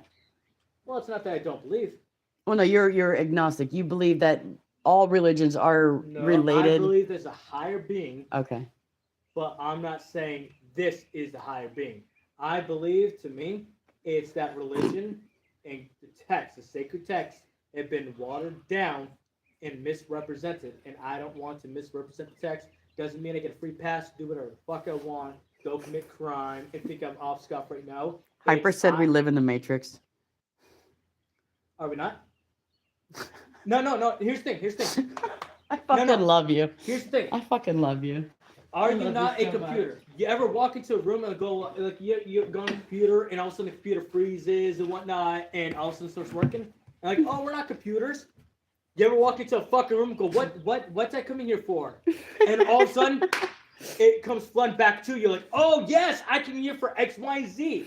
You are a fucking computer and you lagged right there. You need to get your software updated. All right. Hyper said demons, comma, the devil, comma, and angels are all real. Okay, I want to dive into that one. I actually had a conversation with monks. Actually, monks. I work with monks. Can you open and see what you are willing to accept? Okay, here's the thing. And he does actually work at a place where they Ah. make priests. Thank you. There was beings, And even it monks. says in the Bible, there was already creatures and beings and entities on this planet before the devil ever stepped foot on this land. When God created light, it pretty much pushed them all to an area, and they are always about us. Now, here's a funny thing. When you dream, you see faces that you've seen in life. So why is it you can see monsters in your dream if you've never seen a scary movie in your life? Why is it you can see demons, monsters, all sorts of creatures that you've never seen in life? It's the reason why is because they live beyond our normal eyesight. We're taught what you can see in front of you. but Is that you why can't- kids can like talk and communicate to things and pets and Yeah. adults can't? Now here's the thing: it's animals. You see animals constantly looking in rooms. Is we're seeing these beings. Hyper's talking, by the way. Okay. We're seeing these beings, but we're not processing them in life because we don't have the eyesight. It's in a different dimension, but they're here. But here's the thing: it's upon the age of 5 or 6, kids don't get the consciousness until the age of 5 or 6. So they can sit there and talk to their imaginary friends, which we write them off as imaginary friends, but they have full-fledged conversations with these things. Hyper It's said, intelligence. angels saved my life many times. And then Hyper said, because they have access to you. As far as the imaginary friends in the spirit world, Well, I'm assuming. what is the devil? Now, here's the thing. Don't give me the basic text of he's a man with horns and he does evil. No, the fucking devil. what you got- Honest to God, after watching as many movies and reading as many books, and now I'm trying to learn the Bible. Again, it's just me. Mhm. Let me turn the camera to me. I may be functionally retarded, but my Don't version. talk bad about yourself. I'm sorry, I may be uneducated. Okay. You know what? I'm in my imaginative brain, what the devil is free will. Absolute 100% uncarnage free will. Right now, I can go inside and go to sleep. I can sit out here and have a conversation with you guys, or I can go pew pew and off something, a chicken, a person, a dog. It's free will. It's whatever I want to do. I choose not to do evil things. What I think the devil is is something that gives you access to anything you could think of, want, or desire.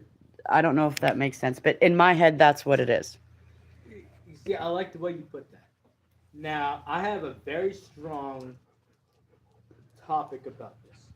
Now, people think of the word devil. They think of a red person with horns, and he's so mean, fire, demons, and goblins, and all this shit. What he done wrong was he empathized. What happened is he saw God's creations, how God was loving and caring towards people, gave free will, but the angels were enslaved. They did not have a choice. It was his will, his orders, his demand. Lucifer, Morningstar, was jealous. He wanted to put a stop to it to end mankind because it went against his biological nature of this feeling should not exist. He wanted to kill humans. And that's why he was cast down. He's not going to go out and slice your fucking tire so your tire's flat. He's not going to go and pull your spark plug so your vehicle don't run or try to give you curses of sickness. He's not that person. He was a fucking angel. His most And that's what's God's nice about our most topics is prized- we can No, we can just I debate. will fucking go. I'll talk amongst back to back about this. Oh yeah. He was his Lucifer was God's most prized angel, most beautiful angel. It's just the thing was he committed a blasphemous offense, caused him to get rained down. Of Now I not heard trying to the repent. only unforgivable sin is denying the Holy Ghost or blaspheme of the Holy Ghost. You want to know what the most unforgivable sin is? What? It's not murder. What? The most unforgivable sin is Ryan. Hypothetically, there's no God, and you should just do whatever you want in life. By turning someone away from God is the most unforgivable sin. You can go ahead and commit murder or kill babies. It doesn't matter. If you turn someone away, it says that is the most fucking crucial sin. All right. Turning someone away from, purposely turning someone away from a believer. All right, I could see that. So Hyper said, far from it, but that was a while ago. He said he can show himself as an angel of light. I'm assuming we were talking about the devil. Okay. And then Hyper just said, the devil is Satan. He was one of the most highly created beings by Yahweh. Uh-huh. Nope, that's wrong. Smiley face. He was a creation. Yep. But he was prideful. He said that God, he would be God, and God wanted to take his place.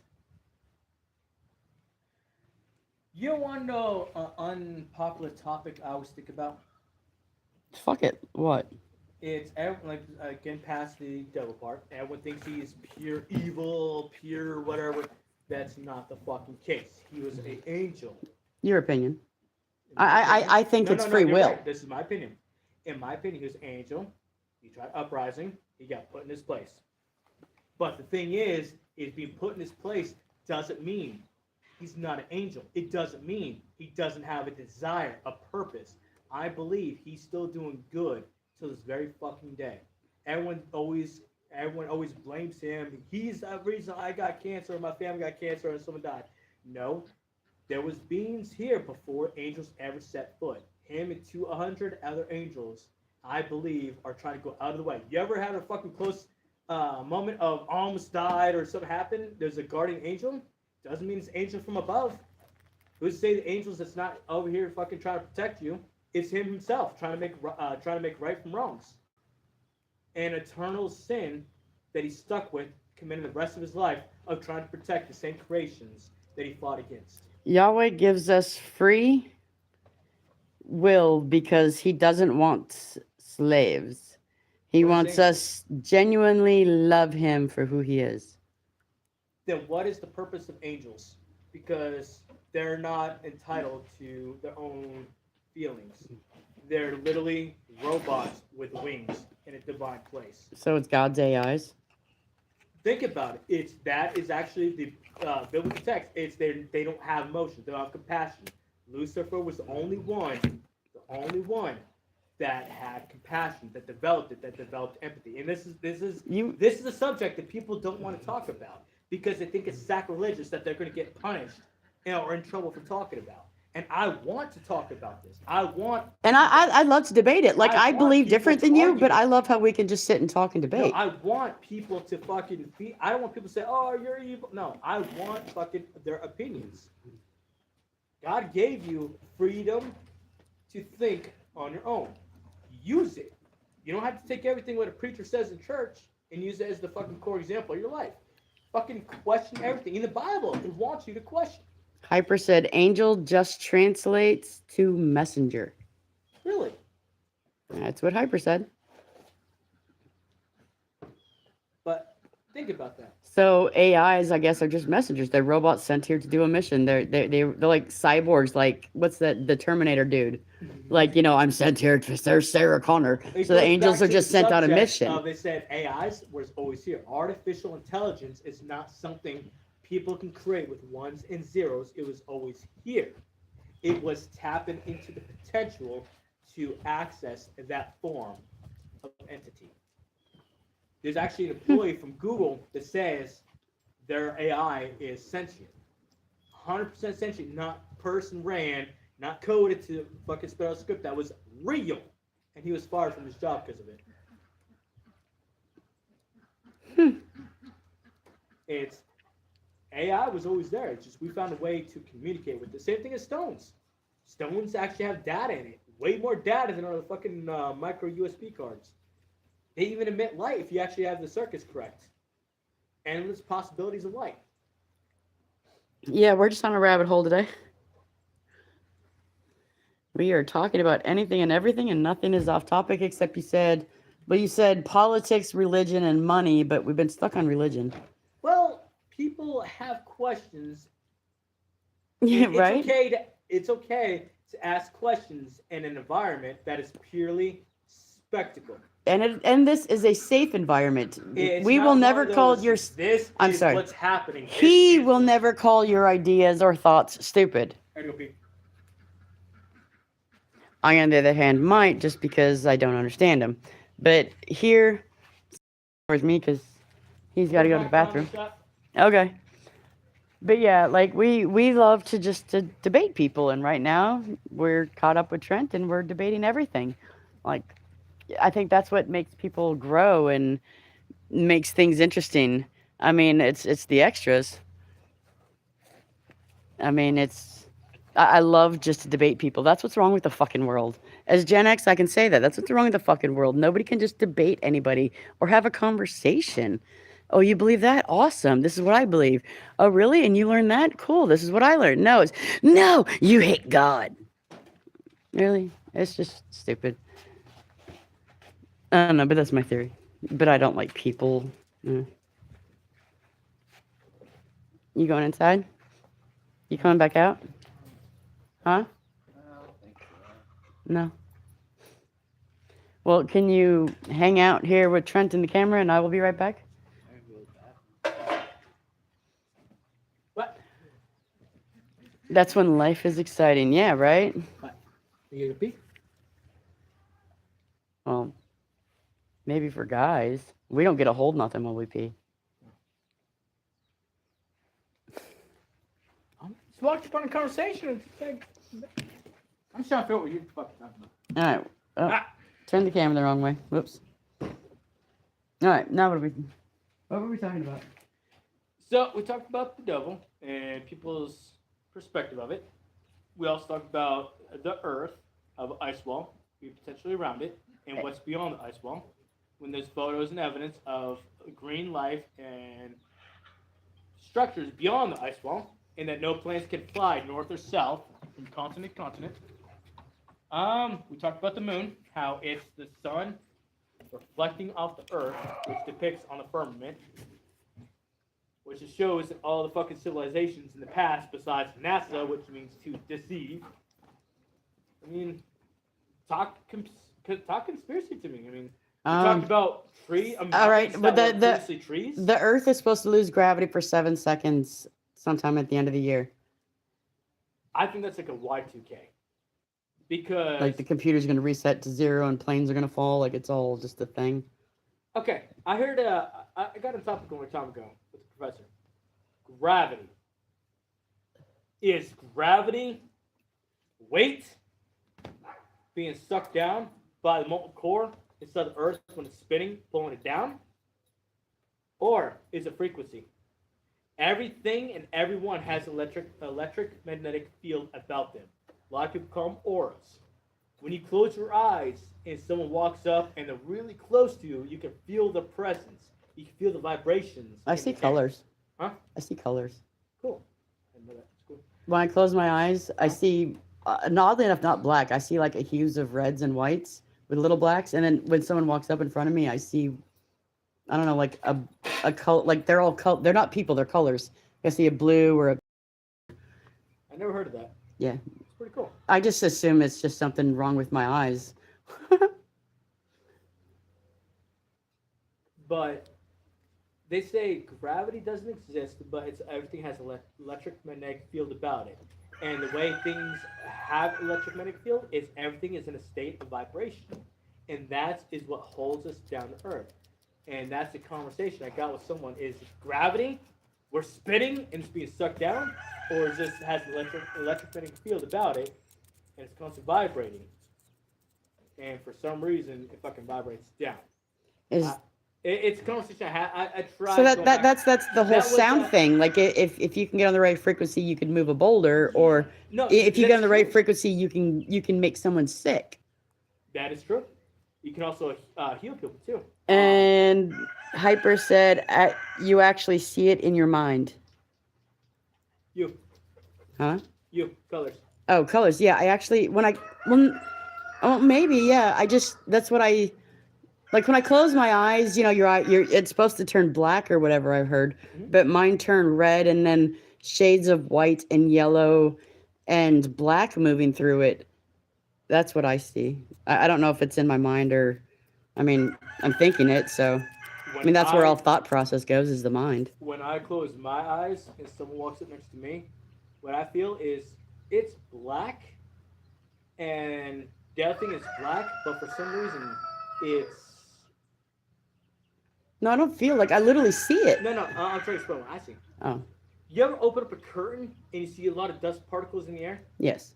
Imagine that with your eyes closed. You have dust particles, but they're a different shade of black, but they're all moving like away. Like if it's a hand right here, you see dust particles moving up and dust particles moving down, like Okay. around their hand. Okay, So so like, if you actually go there, you just feel like the current, like The dust silhouette. particle current. Yeah. okay. It's just like the vibration. You feel the fucking vibration. That's what I feel. That's what I see. Hyper said, does that make your senses, or does that make sense? Does that make sense? Your eyes just take in light, but your brain interprets images in your mind. Yeah, I mean, like, is it in your mind or is it in your eyes? Like, I figure I'm seeing things, but you see things backwards or upside your mind. downs, and so you put them together in your mind. Now, here's the thing: it's they did. That's why there's people that are blind that don't know they're blind. They actually think they're seeing things and they run into shit. Well, the sky could be purple, but when they look at a book, the book could be blue, but they see purple. Like, hey, that's so great. But they actually had a blind person who's completely blind, and they described the color red to him. He was able to grasp the feeling and elements of red. He was able to apply it in rage, in sunshine, in heat. Like he's able to actually authentically create the proper use of red. And so I think color is in its mind if you know how to understand the color. Mhm. It says, have you read a book and seen it in your mind? Yes, I'm known to argue with people about movies that we've seen. And they're like, bitch, that was a book. And I'm like, no, it's a fucking movie. And they're like, no, really, it really, really was a book. But in my head, like at a whole, like I'm at the movie theaters, a whole screen plays when I read a book. Now, there's actually Or I hear music. a lot of people when they read a book, they just see the words. But a lot of people can turn the words into audio, like I mean, a visualized picture. They create the world around the words. But did you know that apparently there's people out there that do not have an inner monologue? Oh my God, I argue with mine. Mine wins. But Mine's apparently, a bitch. I actually asked people where I work. There's two people that apparently do not have an inner monologue where I work. Really? I'm like, do you ever like look at this hat and think anything about this hat, or have a voice in your mind that says anything about this hat? They said it's completely blank. And I went back and forth because I read a study on that. Like a kid posts on their phone. Does that work? And I asked people about it. Two people. Imagine a song you know. You hear the song in your mind. Where's that song coming from? Is it real? At that moment, yes. At that moment when I imagine a song, because I start seeing like when I imagine a song, I imagine the video and the people like getting the groove on. So at that moment, it's real in here. I don't know where it comes from in here. What do you think, Trent? Energy. Energy. The core of life is energy. It's state of vibration. It's your mind. It's sending out certain frequencies and it's able to depict pictures. Because all you see is vibrations. Your eyes. Did you know your body will kill your eyes if your immune system didn't have a bypass? There's a certain pathogen in your eyes that tells your immune system to not destroy it. If that was gone, your body would kill your eyes. Did you know that? Hyper said you can hear the instruments and singer.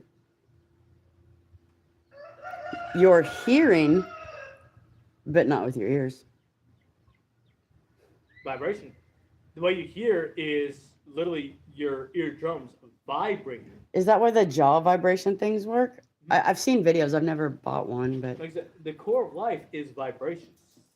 That's why you walk into a room, you know, like you look at someone like, oh, you know, he's a bad apple. Stay with him. It's the vibration they're putting off. You walk. you know, some people don't have that. Really. Ryan, we walked into a room and I'm like, oh my God, we've got to come over here. And he's like, why? I was like, she's just going to be a fucking problem. And Ryan's like, who? Ryan doesn't look at people and automatically assume, or not assume, but like have that gut feeling that I don't know what it's called, but like that instinct. He doesn't have that. He just takes everything in. He's an observer. He just watches and listens to everything and says nothing.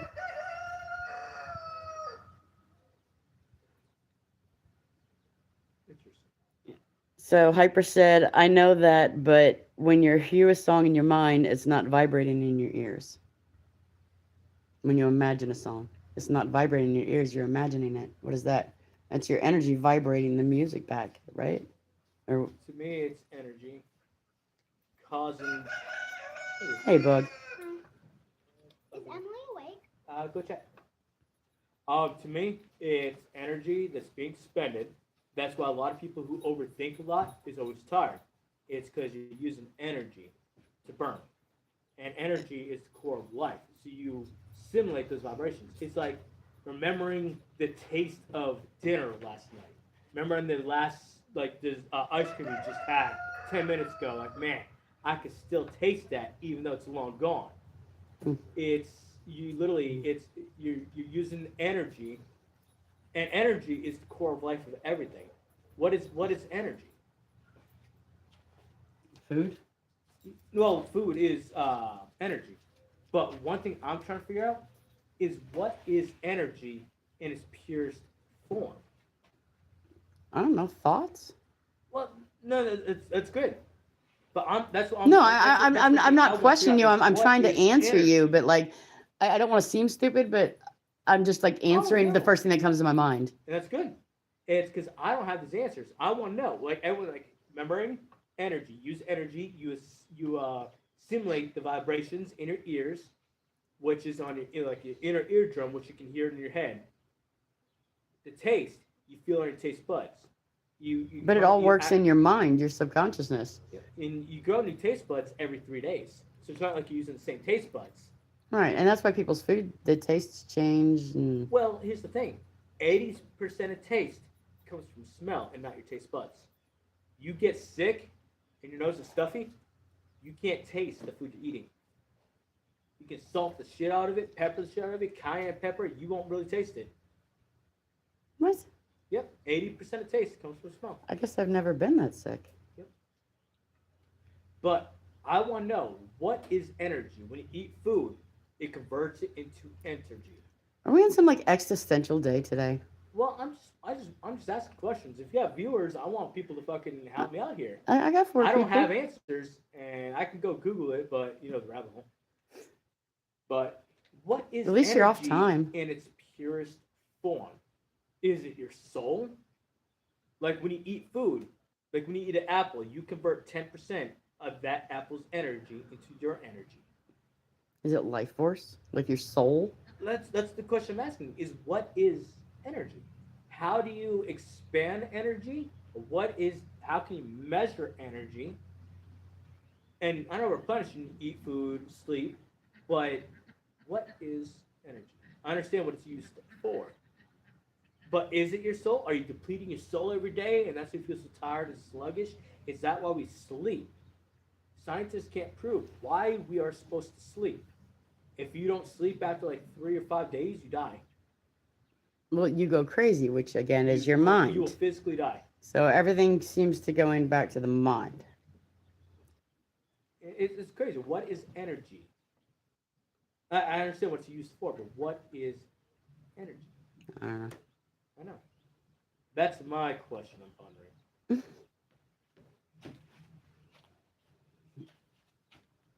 Now, has anyone answered why do you not see the moon during a solar eclipse? I'm looking at the moon now. I can see the sun. But why is it when you see the sun, you never see the moon approaching the sun? You only see something pass over the sun. And then when it's leaving the sun, you never see it leaving or off the distance. Even people that have recorded it, it's not. I don't know. There's one video, someone records solar eclipse with glasses. They move the glasses away, turn their phone, and there's the moon. So the moon's right there, a solar eclipse is happening. Like, what the fuck is a solar eclipse? I don't Like, know. how realistic is that video of the moon right there with the solar eclipse? But with the solar eclipse itself, they say, oh, you don't see the backside of the moon. That's bullshit, bitch. You go in a fucking dark room, you turn on fucking light bulb, you hold a basketball, you're going to see the backside of that basketball. Alright? No. You have a fucking light over here? Yeah, but if it's not in my view, I'm not going to be able to see it, not unless there's a mirror behind it. Okay? Now, when it's coming to solar eclipse, 10 minutes before the solar eclipse, how come you don't see the moon? I've never watched a solar eclipse, so I can't answer that. I've never personally observed it, and as you said, don't trust people or videos. So I can't answer that question.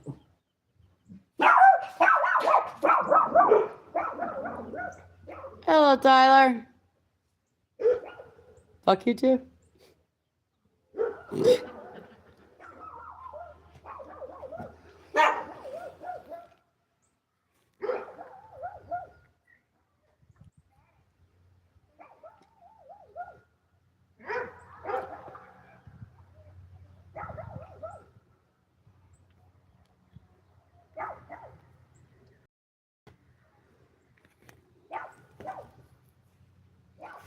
Ooh, we can get Tyler's views on some of these.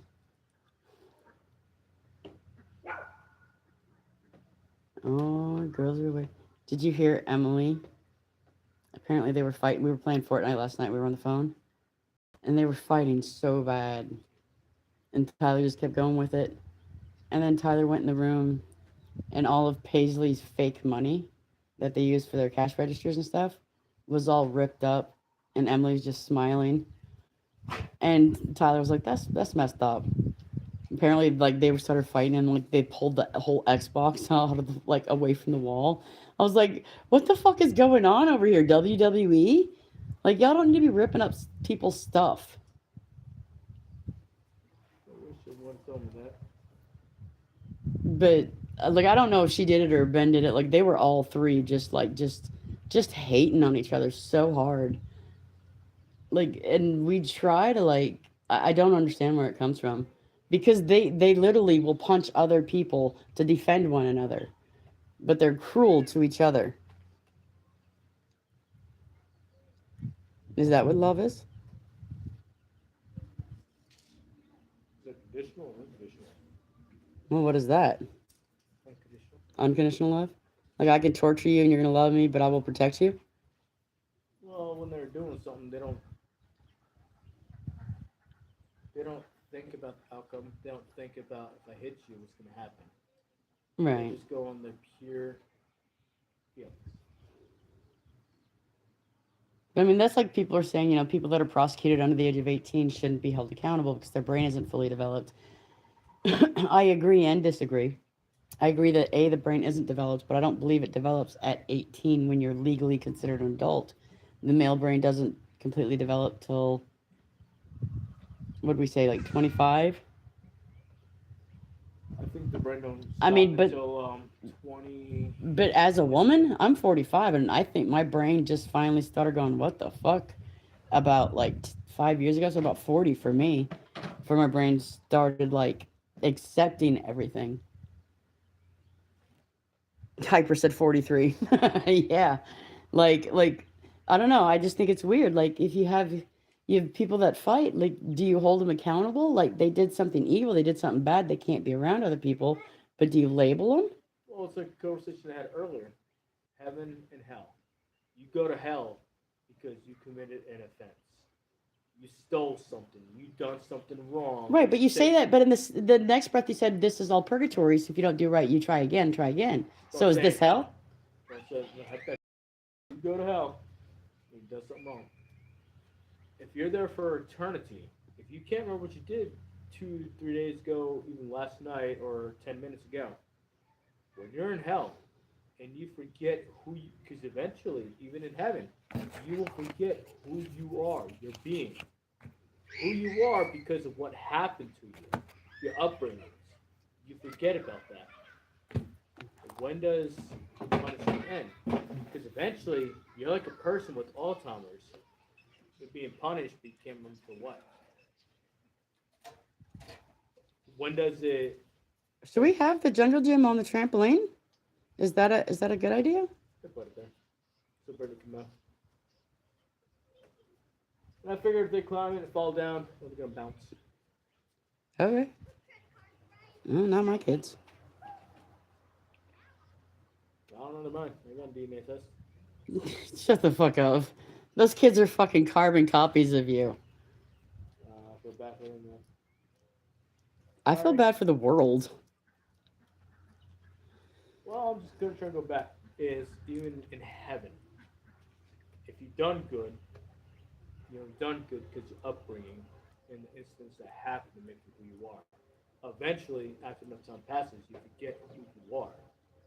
Is that why, like, spirits that didn't go to heaven or hell, you know, like, if you follow the ghost theory, you know, departed spirits that didn't make a choice and they decided to stay, after a while they forget who they are, they start going crazy and have rage against people living, and they turn into angry spirits or poltergeists or those things. So it's the same thing in your mind for heaven, or if you go to hell, eventually you're going to forget who you are. So if you're in hell and you forget who you are, you're being tortured, you just become evil and start torturing. And if you're in heaven, you forget who you were and you just become an uplifting person up there, like guiding Maybe you're people. not uplifting, like same thing over here. What if, hypothetically, what if this is heaven? Heaven is supposed to be a sacred place amongst the righteousness, right? After a while, if you have disagreement with someone or something. Iran bombed Kuwait, hit a U.S. military base. Today, Trump took out the supreme leader of Iran. Wait, what? What just happened? Iran shot rockets at the military base in Kuwait. shot rockets at the military base in Kuwait. Yeah, right next door, right neighbor. Okay. And retaliation, Trump obliterated the house of the supreme being in Iraq, not the president. So in retaliation, Trump obliterated the house of the Supreme Being in Iraq. Yeah, So the world's just going to shit. shit might be going down. Script. It is a script for distraction. Is this a distraction on the Epstein thing, or is that just also a distraction? Is this the ultimate distraction? Keep the people Epstein- entertained in chaos so they don't focus on their lives. Circus and bread. They've already came out and said these people diddled kids, harmed and mutilated kids, and no one ain't done a damn thing about it. So What they Hyper do is release information. What about literal? Hyper said you can't buy your way to heaven. Demons are the angel human crossovers in the book of Enoch. I haven't read the book of Enoch yet, but buying your way into heaven. Let's just say you went into heaven. I like having these debates with you because you work with all the priesty people and the Let's monks. just say you're in heaven. Okay. What then? What do you mean? Well, what then? Are you gonna emerge? You back have in- no final resting place in the spirit world. The realm around finding compromised humans living in sin to manipulate. Okay. And that was Hyper again. I like hyper. Thing is when you're in heaven, let's just say hypothetically, this is heaven. Do you feel like you're in heaven? No. Do you need someone that is supposedly above you No. to tell you, hey, this is heaven? No, I need to feel it. I need not for all this anger and destruction and sadness. Who's to say you don't feel anger, the sadness in heaven? You're Be- only there because of what you But feel. heaven is like we only imagine. Like you imagine it's a place. You imagine it's a thing. You imagine it's a building. You imagine happy, positive thoughts, and that's the point. I don't know. For me, as I'm learning to, I'm still trying to learn what I am. Right now, I say I'm a Christian because I'm reading the Bible, but I don't know. But to me, this world is fucked, and I'm Gen X. I'm done with this shit, man. I want a light at the end of the fucking tunnel. I want my happy, puffy marshmallow cloud castle. God bless it. I want to not be sick. I want to be able to smoke a cigarette and play Keno and hang out with my mom and laugh and joke like we do and not have to hear about how anything's bad in the world. Like I just want that one-on-one time. I want to sit here with you and have debates and conversations in my heaven, and I don't want any of the negative stuff. Like I don't know, but to me that's my idea.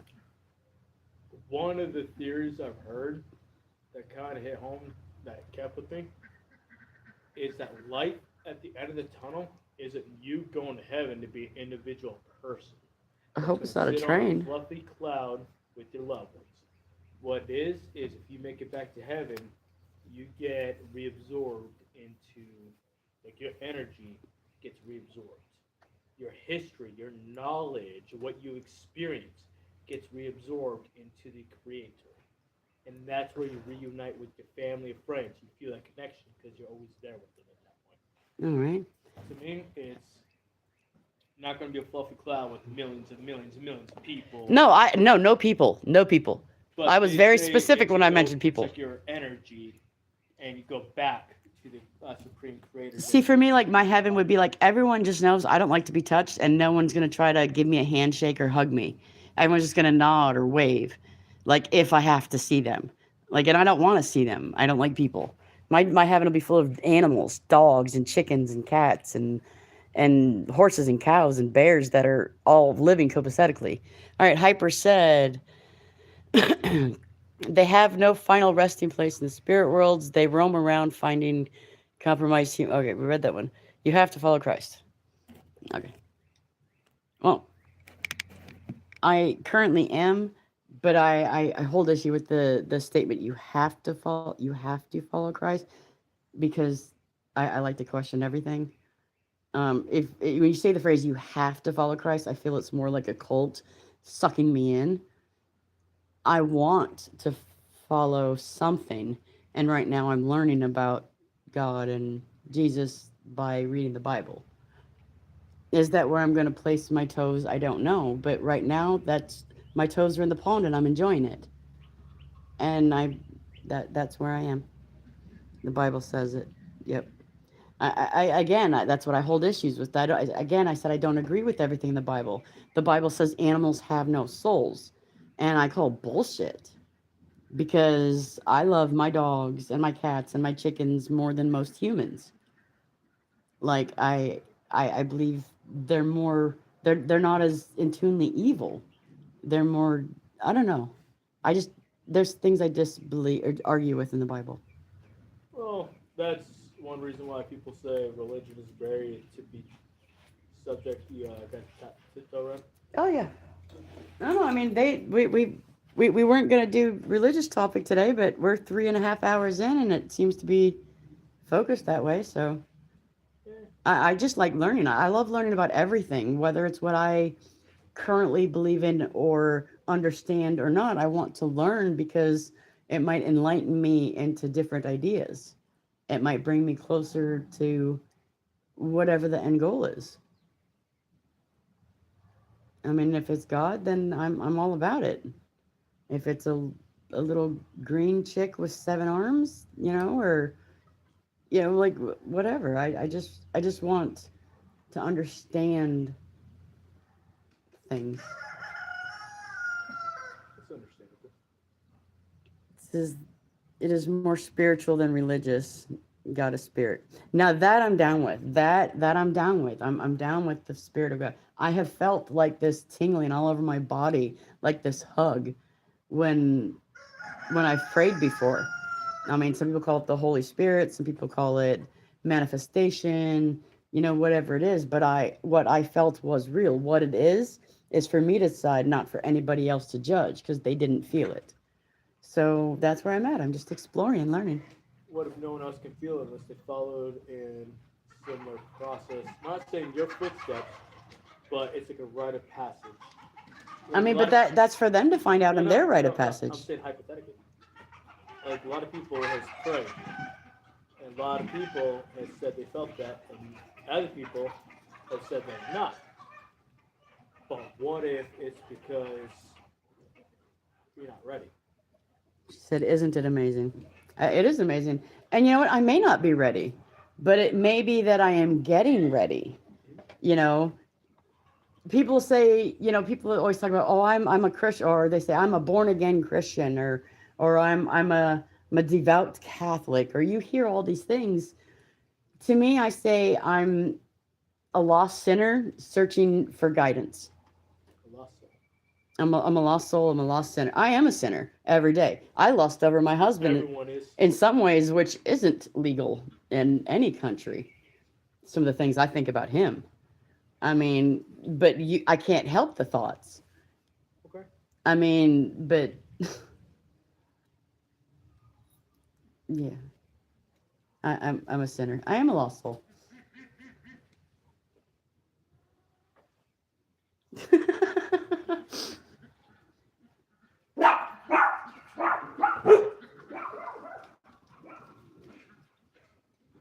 Oh my gosh, the chickens are fighting because we're not over there.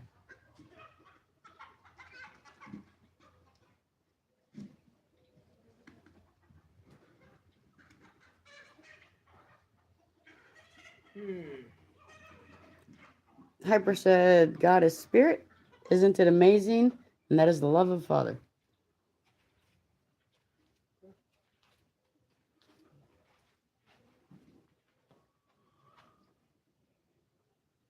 The moon looks normal. Y'all were saying the moon looked weird. The moon looks normal.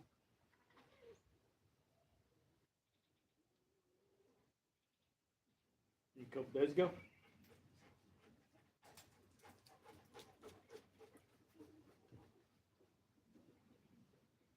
It doesn't look circular as much. It looks more like weird shape. It's not full moon yet. Okay, Do you know maybe it's my blood pressure, but do you see little lights moving everywhere? it'll be black flickers? Little white flickers? Mine's black and white flickers like a TV screen. Yeah, mine's white. Like they're swimming. Like you're looking into a slide, like with the microscope, with like little Like they have black highlights, but yeah. Do you know how to get rid of this? No. Castor oil. You put close your eyes. You put castor oil on your eyelids. Castor oil is oil that is the oil that's deepest penetrating, and what that does, it pulls the called eye squigglies. It pulls those from out of your eyes. I didn't. Only thing I've ever heard about castor oil is you take it when you're in labor or something. All right, or when you want us is right. It's been fun to chat. I'm going off. All right, have a good one. Have good. Yeah, castor oil. Yeah, I always heard about it like when you're in labor. Like Leah was late. Now like just drink a teaspoon of castor oil.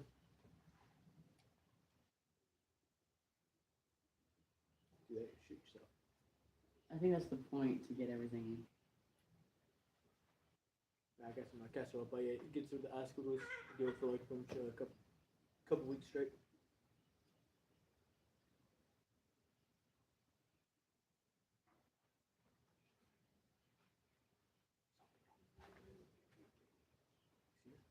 Something being dominant over Lego. Lego doesn't care. Lego's like, yeah.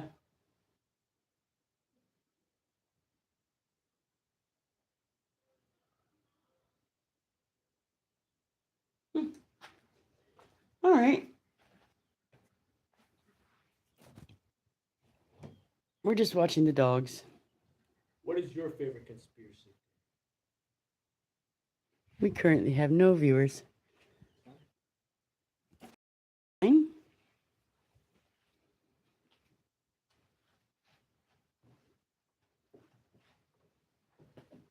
I don't know if I have a favorite.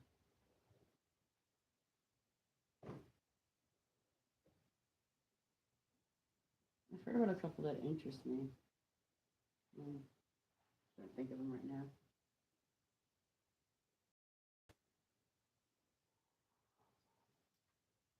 Like right now, I've been going down this rabbit hole of like Nephilims or giants and things like that.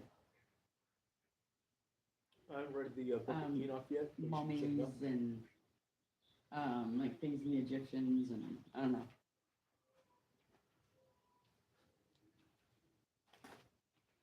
You heard about our timeline? Mm-mm. We're listing a lot of stuff in buildings that we have. We inherited them. We didn't build them. But we inherited them. We merely came across them in a period of time. In older buildings, for example, like they do the circuses that pop up, grand buildings, they'll tear them down after a couple days. They have for an event and tear the buildings down. But why are you tearing all this down? Like, ain't no way this can be built in 2 years. You can look it up. It was like 1920. I felt like it was in New York.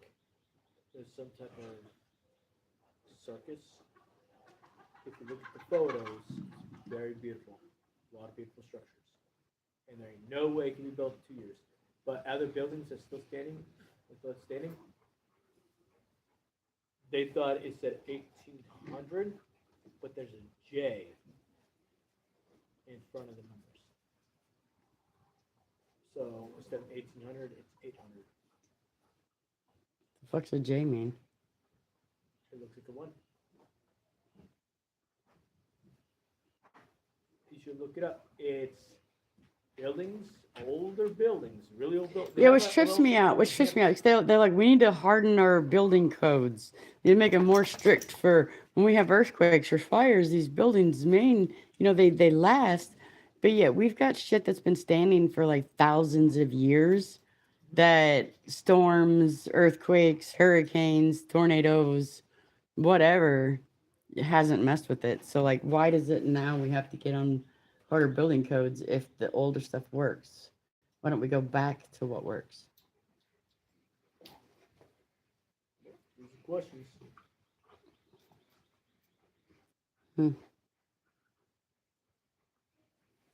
All right.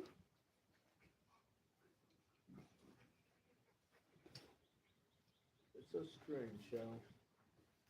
photos of railroads being excavated from the ground. That we didn't build them, we inherited them. And in the past, they actually have, they didn't understand how railroads work, and actually trains being pulled by horses.